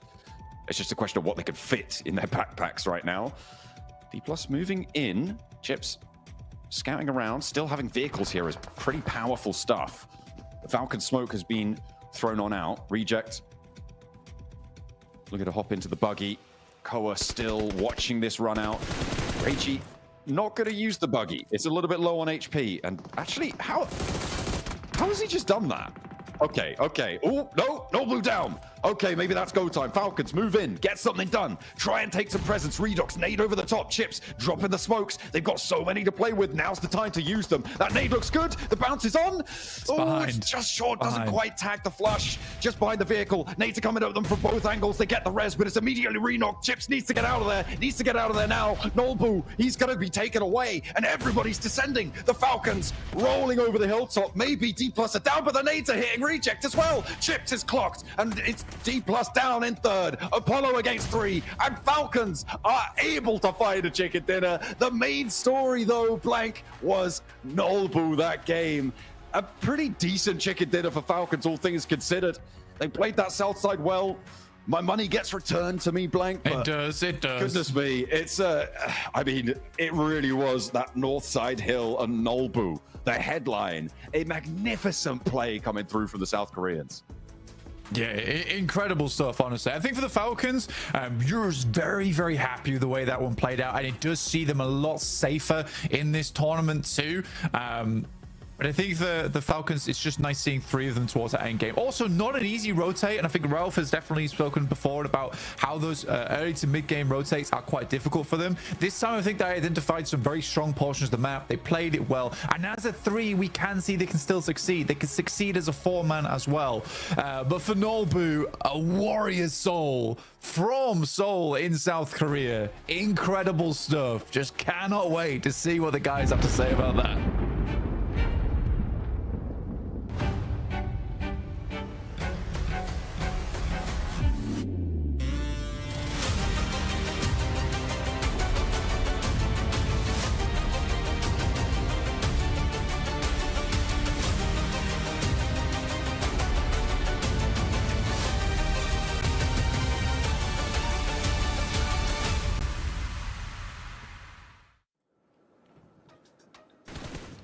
And the Falcons get their first chicken dinner here for Group Green, and it couldn't have been a better time. And I'll tell you what, it was on a toxic military hardship to the north. These guys got to be feeling so great here, Max. And you could see when the circle popped on phase 1, all the teams being, okay, I guess we'll have to rotate early across the bridge. But Falcons here really want to highlight, sure, they didn't do too much rotationally speaking, right? They were just kind of idle a big portion of this game. But this is why you hold on to your bloody utility until the last circle. Yes. Because you can just use it and just bully teams. And Redox uses that buggy perfectly to get that elimination. But you just bully teams, and those nades were so pinpoint accurate, Niptura. The D+ and Reject couldn't do anything but get pushed against the blue even further. That was such a good use of utility for Falcons, and finally, we are seeing a Falcons win, hopefully the first of many. It's about time to see them at the beginning of the match go all in one vehicle, which is questionable, to winning the whole thing. I love seeing that art coming in from Falcons. And to go back to your point, yes, the utilities were amazing. They were pinpoint. They were great. But it was backed up with the timing of a lifetime. As soon as they saw that Elim feed light up with D+ Kia, they went, now is our time. Let's go. Nades at the ready. Just immense pressure onto both of those teams. They could do nothing about it, Max. Yeah, it was a tough one, definitely for sure at the end. But yeah, you said it, the timing was on point to go through the replays here of this game. But you know what? We're talking about Falcons a lot here, Niptura. We need to... that was the 4-man car rotation. We need to talk about D+'s timing. This game, those Eastern fights, they would just pick and choose what they wanted to do, how they wanted to execute it, when they wanted to execute it. D+, man, after day 1, there was a bad day. They've been on an absolute killing spree, and once again doing it today on this Erangel match. Yeah, it was really nice to see that. I love seeing that so much. And what I love about that as well, Jukes, right, is like the team, they not only decided when they were going to do stuff, they also decided when other teams were going to do stuff, right? Rejects tried to push up on them, and they went, no, now's not your time. We say no, go back to your compound. No, not allowed. And that's exactly how it happened. So that control of teams is just great from them. I mean, they showed us why they are your previous champions here. They didn't mess around in this match for sure. We saw that push from IC onto the Wolves. By the way, Wolves, I think they could have had this match if they would have played it a little bit more aggressive once they got that position rather than playing it passive. But no, IC pushed on them. Once they heard that fight ring out, we saw DK, do a beautiful wrap. And oh my gosh, that knock from Nobu was ridiculous. But yeah, let's see these rotations here, Max, man, from a beautiful military circle. These are some of my favorite to watch. Yeah, and you're going to be seeing Falcons and Reject just like, oh, okay, phase one circle, military, just cross very early on, and you don't have to do too much movement. Even though Falcons did hug that southern coastal line for a big portion of this game, they do eventually center up very, very rapidly. But I want you to pay attention to D+. They were pretty center on phase one going into phase two. And then they're like, we don't really want to be center of the circle here because there's going to be a lot of attention thrown our way. So we're just going to hug the eastern side instead. And by doing so, they open up opportunities for them to look at fights break out and third party, or in this case, what we just saw here, they leapfrog the fight of, I believe it was Orangutan versus Tiamba Nipchira. And those leapfrogs and third parties and the timing of those fights were paramount for them to get into the late game and have an opportunity to get on that podium finish. D+ here showing some S+ tier gameplay, in my opinion. Yeah, really, really did. I love seeing that from them. That leapfrog against Tiamba was just insane. Again, the timing coming through from them is really, really nice. And it is going to be reflected in the points, right? Tiamba gets 6 points, but D plus Kia get 10 more. 16 points on the board for them, and Falcons getting 19. Just one shy of that 20-point gain they were probably looking for. But hey, 1 point isn't going to be the end of the world this early on in the day. And honestly, it's so nice to see them try and step it up in the final day. A little bit too late, but not too late, right? It's late, but not too late. They still have time to make it work for them. I'm a bit scared for GS team, to be honest, right now. They were currently the cutoff team, right? 12th position. Not seeing too much presence here, and they're going to be slipping, especially when you've seen teams like Reject, Hodrix that are initiating a bit of a comeback, especially on this previous Erangel game. It's not boding well for them, so we'll have to see how that goes as Novalo, the Frenchie, yes! Woo! MVP of the game, let's go. Now, this is the Novalo that I know and love in these matches. Oh man, that's what we've been waiting to see it for sure, right? I mean, we're waiting for that Team Falcons win. I'm so happy they got it now. And honestly, I'm going to say this, right? I think that they realized they had to have known that it was D+ on that hill for sure. And once they saw that knock, I like that both teams were like, no. This is the team we got to take out right here, right? Let's go ahead and make sure that we need these points so bad. And man, do the Falcons get it. They had 68 points before this match. That jumps them up to 8th place with 90. But you are right, MaxPad. Look at all the way at the bottom right there. GS, right, weren't able to put up any points. 66 in total. It's looking pretty dangerous. Well, they put up a few points, right? They put up a few, but not enough. It's not enough for right now. Currently, they're going to be 8 points behind Loops without a single chicken dinner, so kind of rough for GS team, though. It did impress quite a bit. I was enjoying some of the plays from Jafar in particular during the Gauntlet stage. They've not been able to replicate that to a similar extent so far in Group Green, though Reject, they started off the day, they had 38 points, right, Nipchira? Here, jumping up to 51. They are 8-1. 2 good games. They could possibly put in the middle of the rankings where they could move on into the last chance. So Reject, we need to see this kind of momentum build up for the rest of the day. If they falter here, there might just not be enough games for them to make that comeback happen. Yeah, they need to win. I'm going to stay it up 100%. Okay. Like right here, right now, or it's done in my eyes. Snap, what do you think? Yeah, I could see them definitely going at least for a top 3 podium finish, like a really strong game, maybe just shy of a win, but hopefully a win in the Miramars. I think they're going to use these Erangels to really just build on that momentum. One thing I do want to point out in these leaderboards is IC making a comeback, right? 4th place, 103 points on the board for them. They're getting pretty close, and they actually had a really good game that game, right? Trying to push up onto the Wolves. They did get that push done well. D+ were actually a little bit late on their third party, but they were just able to just back it up with immense firepower. But honestly, for me, I see continuing to have a good day today. I don't know that team name. There's a team called that? I don't know who that is. I will not talk about them. I don't know who that is. Looking at the top 4 players of this game, we do have Novalo, Falloc, Regiosio, and then notable that, in my opinion, would normally be the MVP. The MVP has to be on the winning team, but I think that if we took it purely based on stats, it would have to be Noble because, oh my goodness, Niptura, this guy, I don't know what happened to him this game in particular, but he was a demon. And he would see you would not even survive 5 seconds. You were done. You're out. Oh, yeah, exactly. He just decided who lived and who went back to the lobby. He was like, no, you're not allowed. You're not a threat right now. I'll deal with you later. And he was just going through the rest of the lobby so methodically. Really love to see that. And hey, you know what? Regiesio, first time we're seeing a Rejects player on this board. And it's nice to see him second place, 5 eliminations, putting in that work, putting on those points. Yep, and like I said, they needed them because looking at the difference, right? So in the last game, we saw Loops. They were at the cutoff with 61 points, okay?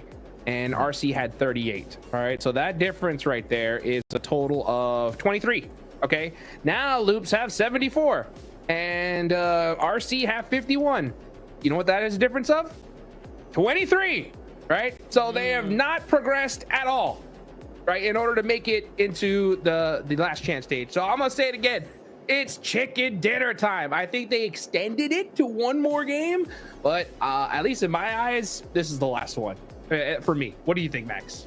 You think they have another one? Do you really think so? I think there's still another one. I would say, you know what? Yes, they still have one more, mid-game that could happen for them, but after that, it's going to be game over. Halfway point of today, we need to see something come out from these guys. Ooh, that's bold. That's bold. Neptura, what do you think? I think that, yeah, I agree honestly with Max that they have a little bit of extra time, but they don't have much. Well, let's go ahead and take it on over to the stage with 7WG with Falcons and Narvalo. Welcome back to a quick report with the 7WG. I'm joined by Narvalo from Team Falcons. Narvalo, great quick rotation from Pachinki to military. And honestly, I want to talk about your gameplay because I feel like your gameplay has improved from day one to now the final day. What have you been doing the past 2 days to make sure you can actually perform here on the final day? I think for this game, like, it was a call, the print path was north, and we said if it's military, we should be first to reach like the island. So it was a call to go quick and go on the left side, no block, as we kinda studied, and then I think we move way faster and with better position. We take better position first and second zone, and that bring us better end games. You definitely did. Now you're currently, I believe, 17 points away from the top 3. Do you honestly think you can make it to top 3? Before a game, we could think it's too far, but after this game, we did, I think, more than 17 points. So like, if we just need like 1 more 2 other games like that, and we should be close to the top 3. Well, Team Falcons, the confidence is back. Let's see if they can make it to top 3. Back to y'all. Let's go, man. You know what? I totally agree. I think Falcons are absolutely in that range for top 3. I think this could be a big game for them here. I think they could definitely handle a mid game, but it's going to be a chicken dinner coming up from some of them. As a matter of fact, I'll go down to even Gen G. What do you think about that, Max? Oh, mais je crois que c'est possible que... Oh, wait, I went French mode. French accent. Put me in the French mood. Sorry about that. But no, for them, it could definitely be possible for Gen G. I mean, we saw what they could do in Miramar, right? They got themselves a Rondo also yesterday. Very good game over there. But Miramar is the map that stands out the most to me when it comes to Gen G. But Wrangle, if there's any map that we want to see more from Gen G right now, it would be this map. It would be the grassy pastures. Yeah, it would be. It's what we need to see, especially because, they need the points. They need the points, and they need to go quick because those teams at the bottom, they're still pushing, still going. So honestly, it's not so much a wrangle. I think for me, it's like match 3, done deal, needs to be done now. Let's see if they can do it right now. The last Aaron Gale of the day. Let's take it on over to our casters, John and Blake.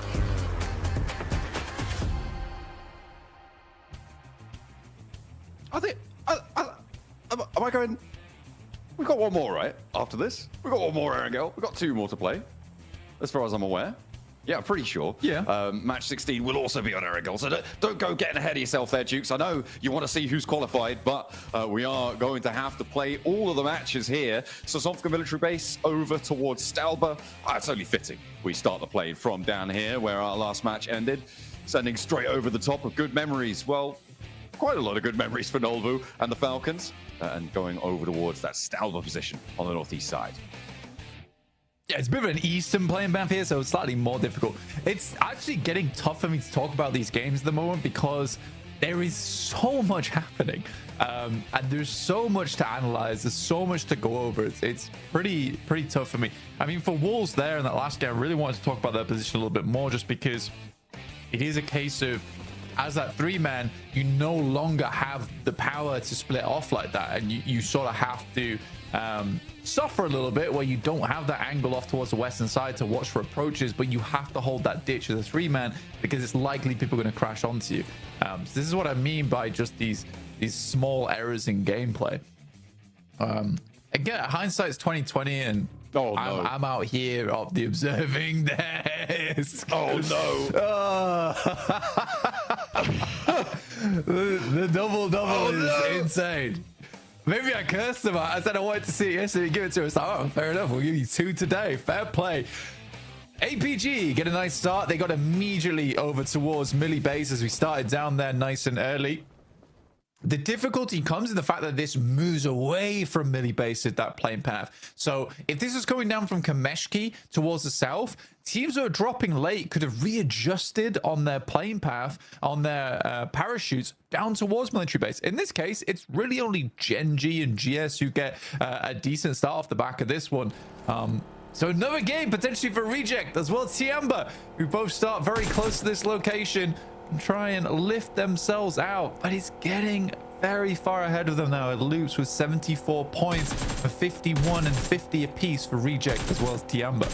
I mean, the major difference on this West Bridge is Gen G being here, right? Goat had a pretty free and clear rotate over last time. If Gen G pull up and cause a fight to start here, Falcons, we saw they wanted to rotate fast early. This is the same circle, the same decision. I don't think too many teams will have had time to fully review what happened there, except for maybe Goat on that rotation. They'll know that Falcons move fast. But if they get stuck down in a fight here, the Falcons are going to crash straight into the back of it. This 3-team traffic jam didn't exist in the last. And GS are holding the East Bridge in the meantime, by the way. We'll see just how sticky this spot can be, because Tiamba moving in. This is on the East Bridge now. There is a roadblock. There is the Caltrops set out. They're looking for the backstop player. They're looking to try and disparage them from getting on forwards. Dez has to drop down, though, and that's where the backup needs to come through for Jafar. It's there in spades. Buckets of bullets pouring down on the bridge. And now the off angles are brilliant coming on through. There's finally an answer from Tiamba, but it's too little too late. They've lost the majority of their players. Nobody else is pushing in right now on this East Bridge either, Blank. So no chance that GS get run down by a third party. I think it's one of the few times where I think that you just like send it. You just send it if you are Tiamba. The initial shots weren't that great from GS. I think Tiamba respects it a little bit too much. They crashed just directly into the wall before they'd taken barely any damage. I don't know if it was the optimal play there in that instance. Again, it's one of those things where it could have gone either way. Tiamba drops out, they get the first 2 knocks, and then it's easier to play from there. But I think that really hurts Tiamba's chances, and I think they have to take a bit of a gamble on just the straight approach into the zone. Nepturo actually brings up a really good point about Falcons, where if they get another strong game here, potentially is the initial rotations. Now, me and you have been covering PMSL EU for the longest time, John, and we know that the Falcons are some of the slowest to rotate. Because they play Pachinki so much, they already have this central position. I actually think that that position hurts them a lot. It is one of the strongest locations in the map because it is so central, but it's made for this almost stagnant gameplay coming through from Falcons, where they don't make these initial rotates to strong positions. They'd rather play Church on the west side of Pachinki and wait things out if it's a western circle. I think here, because we do go to Sosnovka, it forces Falcons to take risks, to make moves, which they wouldn't necessarily otherwise go for. And they're benefiting from it, which says a lot to me. Yeah, I mean, the fact that they are now, after that game, very much in with a chance of getting top 3 here as well, Blank, is going to be great news. And they'll love to see a game that they just succeeded on very, very... in a very big way, right? Repeat itself, hopefully. But the second circle on last match was also a big factor. It forced a lot of teams to move to the north side of the island after having tried to rotate around, occupying a lot of the area, a lot of the ground around there. So that was a big factor in the dynamic of that last zone, of that last match. We'll see where we're going to go this time around. But at the moment, Falcons on the south coast with Gen G, who went across the bridge very, very early. So they scout that out, and they're going to peel back off this one. No reason to try and push this. And they've already scouted out a huge amount of space on the western side. Sadly, this is eastern leaning on the circle, so it could be further over towards where Observatory is. Alpha Gaming actually goes for a different maneuver. You know, they'll take Observatory for themselves, try and get that high ground nice and early. I think for Alpha Gaming, it's almost weird where I think that this team will perform even better than they have here over in the grand finals. I think that sometimes there is a sense of boredom that comes through from this team at times where they really do want to get stuck into things. They don't like playing slow. And they are so good at the game. And I think that does create difficulties for them. That's a sad shot. That's a sad shot from the Observer. It's like looking at the beached buggy from Diamba before they fell down. It's like, oh, like I was watching a funeral.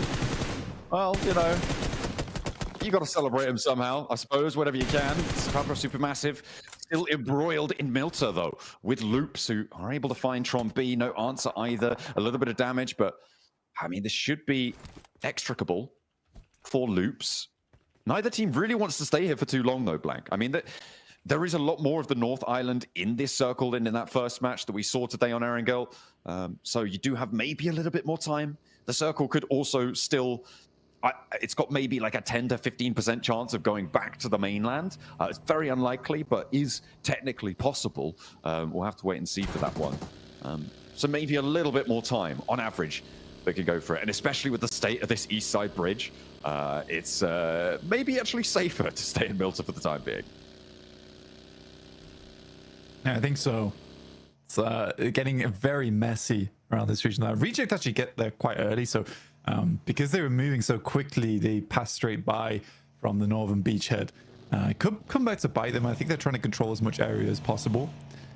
For OG, it's a long rotate for them down towards the south side. Very difficult stuff to make this one happen, but it's certainly possible. I think maybe potentially going for the western bridge might be a slightly better idea if you are late to this. And there are a lot of teams that play over towards the eastern side. With this being Eastern Plane Path 2, that's most likely the locale that teams are going to be passing through. I think Inner Circle realizes that as well, and they're going to pass over towards the west, which just actually cuts out a lot of teams for them they'll have to go up against. Is Papa Supermassive up against Loops? Loops, the most in danger right now, falling down into the bottom 5 at 75 points, just 5 points clear from GS. Yeah, it's real rough stuff on that 11th place bubble. Obviously, we're playing in with 2 bubbles on this Blank. If you were looking at the top 3, we were expecting it to be somewhere around 140. That's what we saw from Gauntlet on the same number of matches. It was 141, I think, and 4th place was 140. So very, very close. Could be around there. Could be a little bit different. So if you're up and over about 150, that's where you start to feel pretty good about yourself, right? That's where you start to feel a lot safer in terms of that top 3. And then we're playing with the 11th place bubble, which is not easy at all as well. It seems to be very, very closely fought. Probably going to be closer to around that 90-point boundary. So getting up and over 100 sees you a lot more secure into those at least last chance stages. There are teams now breaking into that as well. Even towards the middle of the pack. I mean, Papa Supermassive is not far off breaking that century. Valo spots out Wolves, who a little bit too close for comfort. I think this should be a free Elim. Yeah, absolutely. Oh, I think he's stepping too far there. I was very worried. I think any other team but Reject. French greed. Valo might have gone down there. He wants those points, man. He wants to bump himself up in the tables. Fair. I respect him for it. But you are right. I think that what you said at the start of the game is very pertinent here, where Falcons actually are in with the running now. I think there's only one spot up for grabs, personally. I don't see D+.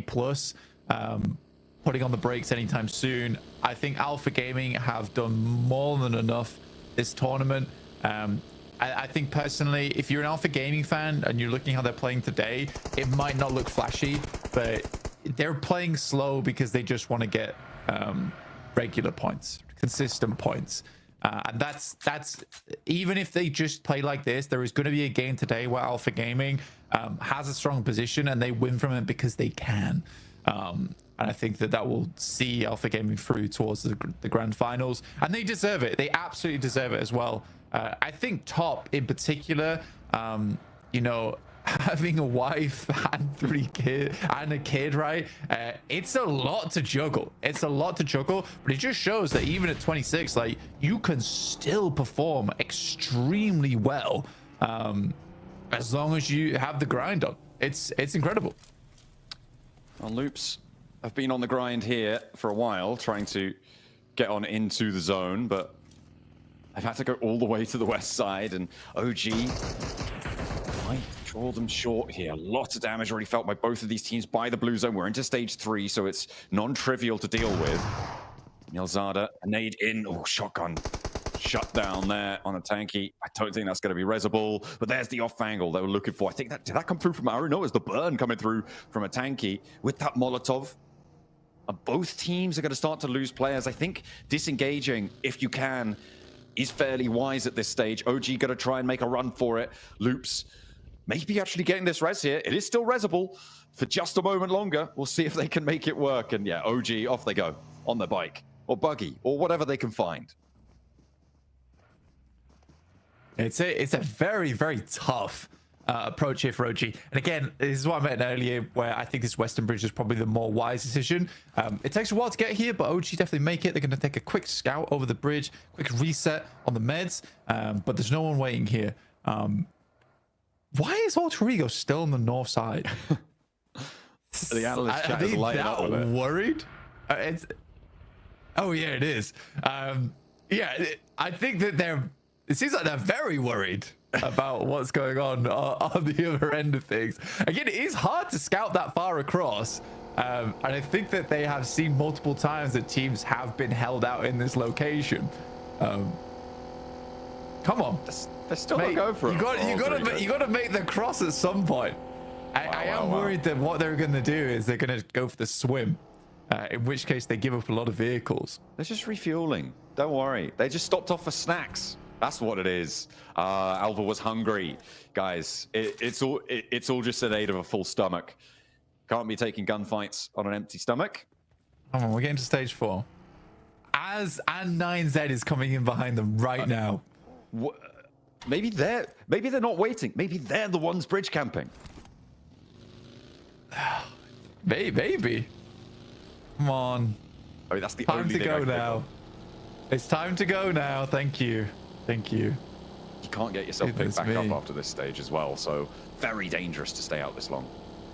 Very much a situation of AE there yet.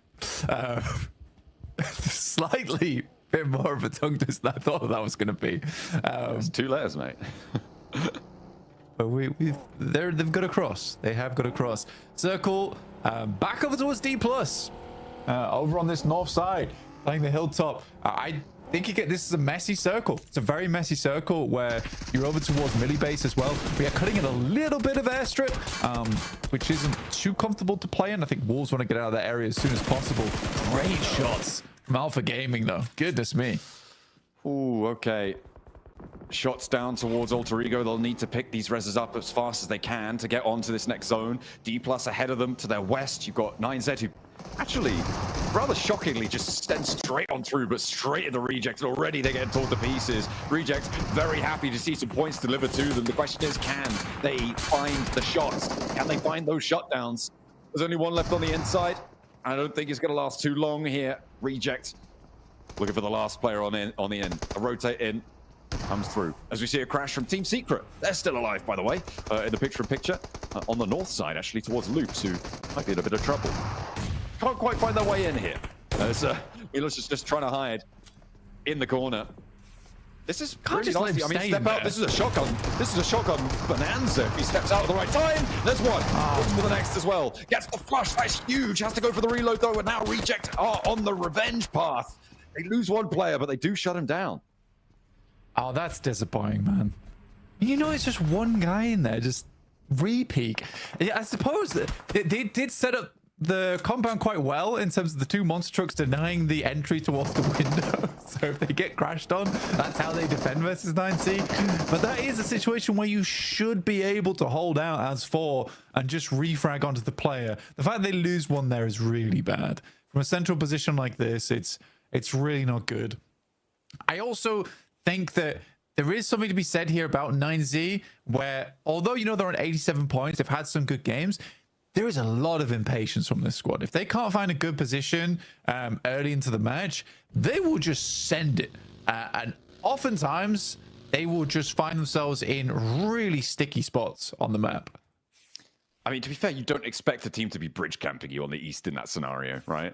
Like, it maybe really confuse them, but that's the sort of thing, I guess, you also can't afford to be able to get confused in a scenario. I'm not talking about that. I'm talking about sending center. Oh yeah, but like Reject. after that, you're like, oh, we got to go. There's obviously a big roadblock ahead of us. We've just got to go for a mad dash, right? Also, like, just play on the edge. You must assume if there's a team still on that bridge, that there are teams ahead of them, right? So you assume that the ground in front of them is very, very full. I'm really trying to give them as much leeway as possible here, and I will admit, maybe I shouldn't. Papram Supermassive though, down to their last player against Loops, and they're not having a good time of it. That is going to be Papra Supermassive eliminated, and Loops are up to 9 elims, Blank. You said they were the team that's most in danger of dropping down. Well, they are certainly acting like it. Yeah, and again, the more points that Loops gets in this match, the harder life becomes for a lot of our teams underneath. I mean, for Reject and Tiamba, I think Tiamba, it's done now. I think it is done. I think for Tiamba, it is almost impossible for them to get back up towards that top side. Gen.G looking to head over towards GS, who are also chasing. I think GS are also struggling, but likely will retain a place. Oh, Falcons. They're moving in. I think Redox inside the bottom 5. Quick has to hit the deck. Falcons know exactly where he is. That'll be pinged out on the vehicles, but they are pulling back a little bit. Icon taken down. That is the last player of GS, and that is APG rocking up to this one as well. The Falcons on the far side really causing some hurt, some pain there. So they're up to 5 elims. APG as well, looking to tip themselves up and over. They've broken that barrier that we were talking about. They're over 140 now, and they want one more at least. Dammy under pressure from these nades. Has to reposition with the Falcons flying into that far hillside as well. He's not going to last too much longer. Up to 142, and the placements are going to kick in soon as well.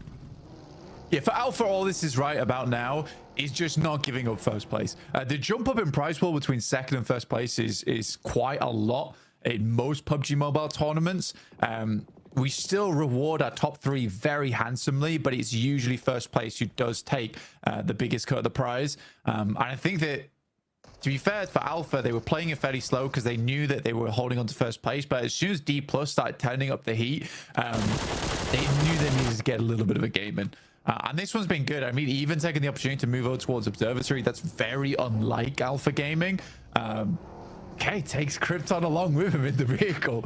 I think that, you know what I would quite like to know is how many vehicle eliminations Docs had this group green. I think we're up to 6 or 7 now at this point, which is more than I think we've ever had in any one tournament. Oh dear. He is certainly a terror behind the wheel. Whoever gave him a driving license, I'm sure they're regretting that one. As we take a look over towards the rest of this game, though, teams are starting to fall fairly quickly now, Blank. The hilltops to the north being fairly convincingly under control by D+. This inner circle, again, that fight for the top spots here. Third place, very, very closely fought between Goat and Inner Circle. Losing players here would be nasty. They've already taken a lot of damage, and as D+ they're up against, Osal has the off angle, and Goat are taking shots as well. Oh no, Inner Circle having a really bad time, but they've still got Falak. What can he do here? Favian close by, but backing off to find chips on the res. D+. Chips goes down. Nade over the top towards Falak. Does get a lot of damage done. Avian over towards Falak will find it. So that's in a circle, taking a lot of damage. They should be able to hit the chips back up. It's nice to see. I mean, this is really Reject's game right now with one player from inner circle to fall down. It's D+ with a central position. It's kind of D+ versus Reject again, Blank. In this circle, the southeast side that we see on the picture-in-picture is APG versus Falcons. D24 is going to give it a good go. Does find Nolbu, but going to get taken down in response. And yeah, that's going to get flushed out. IQ is actually still alive in all of this. He did manage to get out of that fight. I am still focused, though, on this fight on the southeast side as we zap on over to it. Falcons with 4, APG with 4 as well. Haven't really been able to find success on either front of that, and APG disengage. They're moving up to the hills to the north and maybe look at a fight D+. I think for D+, try this fight between D+ and Alpha Gaming, which probably will break out towards the end here, will be the fight of the day. Very excited to see this one happen. Falcons need to break wide, though. Currently, Zhol is holding this spot. For the Falcons, we did speak about this at the start of the game, that there is a big chance to jump up above Inner Circle, above GOAT into that top position. And honestly, if we get Alpha Gaming, D+, Falcons in the top 3, whew, what a lineup that will be going through to the grand finals. It'll be unreal. I mean, I don't think going into today anyone would have called Falcons with a chance. They but this last day, it's the last day always. It's always the last day for the Falcons. It does seem to be, doesn't it? There's something about it. They have a potent resurgence built within them, built different somehow. It's curious as well, because usually Alpha Gaming's like the team that is the last day champions, where in that final day, Alpha Gaming is known to put up a disgusting performance. But right now, they are taking 2 knocks straight away. Falcons equally are suffering versus the Wolves. Just Doran here, actually. Oh, no. What? Yeah, top 3, the Falcons, APG, TK. Oh, yes. Hang on a minute. Doran? You can't be doing that. Close the Doran door right in the face. Oh. I'm sorry I didn't give that too much fanfare.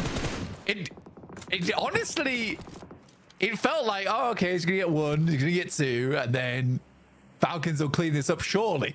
Surely. You do not see 1v4s in International. I cannot believe Doran pulled that off.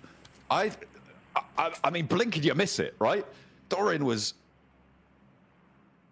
Oh my God. Okay. Well, Wolves, again, not really probably going to get too much out of this game, but certainly ruin it for the Falcons. The decision to crash onto Doran for the Falcons, though, might be an interesting one here, Blank. It feels like... I think it's fine. I think it's fine. Okay, sure, you can transition towards Reject later on, potentially. They're right on the edge of the circle with it, though. I mean, Alpha had that lineup. They couldn't really crash that way on the East. Also, if they do that, Reject have sight lines. I think you don't see many players, if at all, over towards the silos. So you just send it, and you get soloed. I don't think the decision-making was poor. I think the gunfight was terrible. But the decision-making, I don't think there was an issue of it.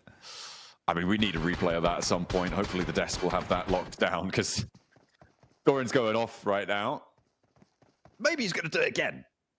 He's got a lot of smoke to play around. He's going to get up to the wall. Reject don't want to let him cross, but they don't really have too many options right now with the smoke cover. I do like for Doran, he's now just using the entirety of Falcon's utility to cross 20 meters. Oh, dear. I'll show you guys how to use util. Oh, my God. Doran. Reject's like, where's he getting all these smokes from? What? Is it more than one dude? What's going on?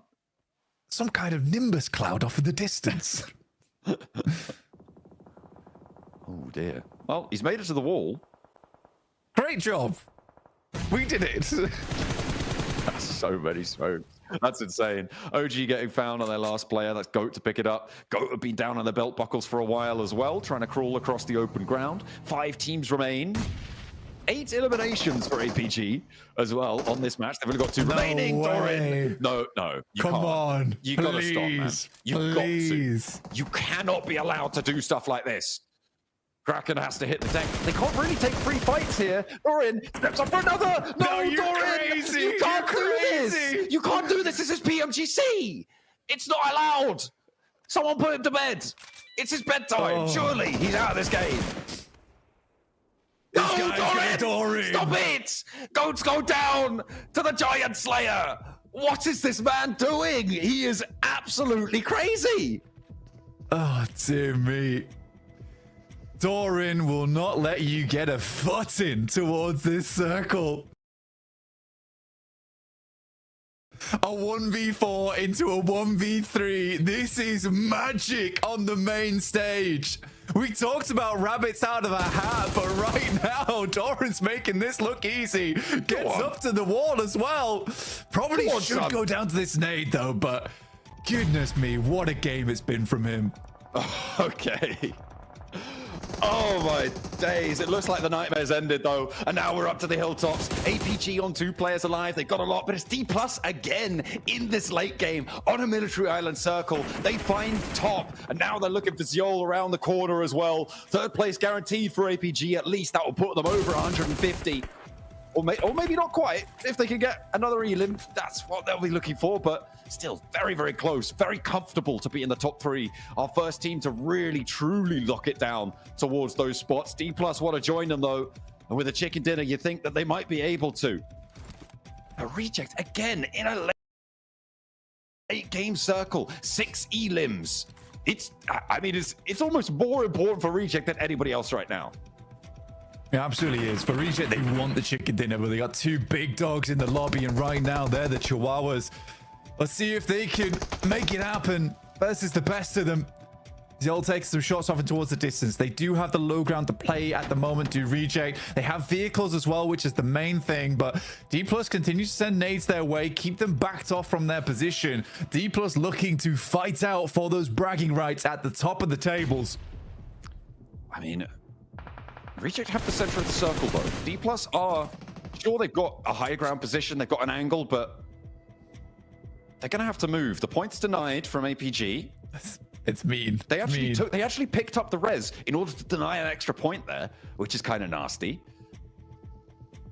To the blue zone it goes, but now D+ versus Reject. Already a good game for Reject, but they desperately need this chicken dinner to stay alive in this tournament, to jump up towards that 11th place bubble. Nate's going a little bit long onto Reiji. Downhill, it's always a little bit tougher.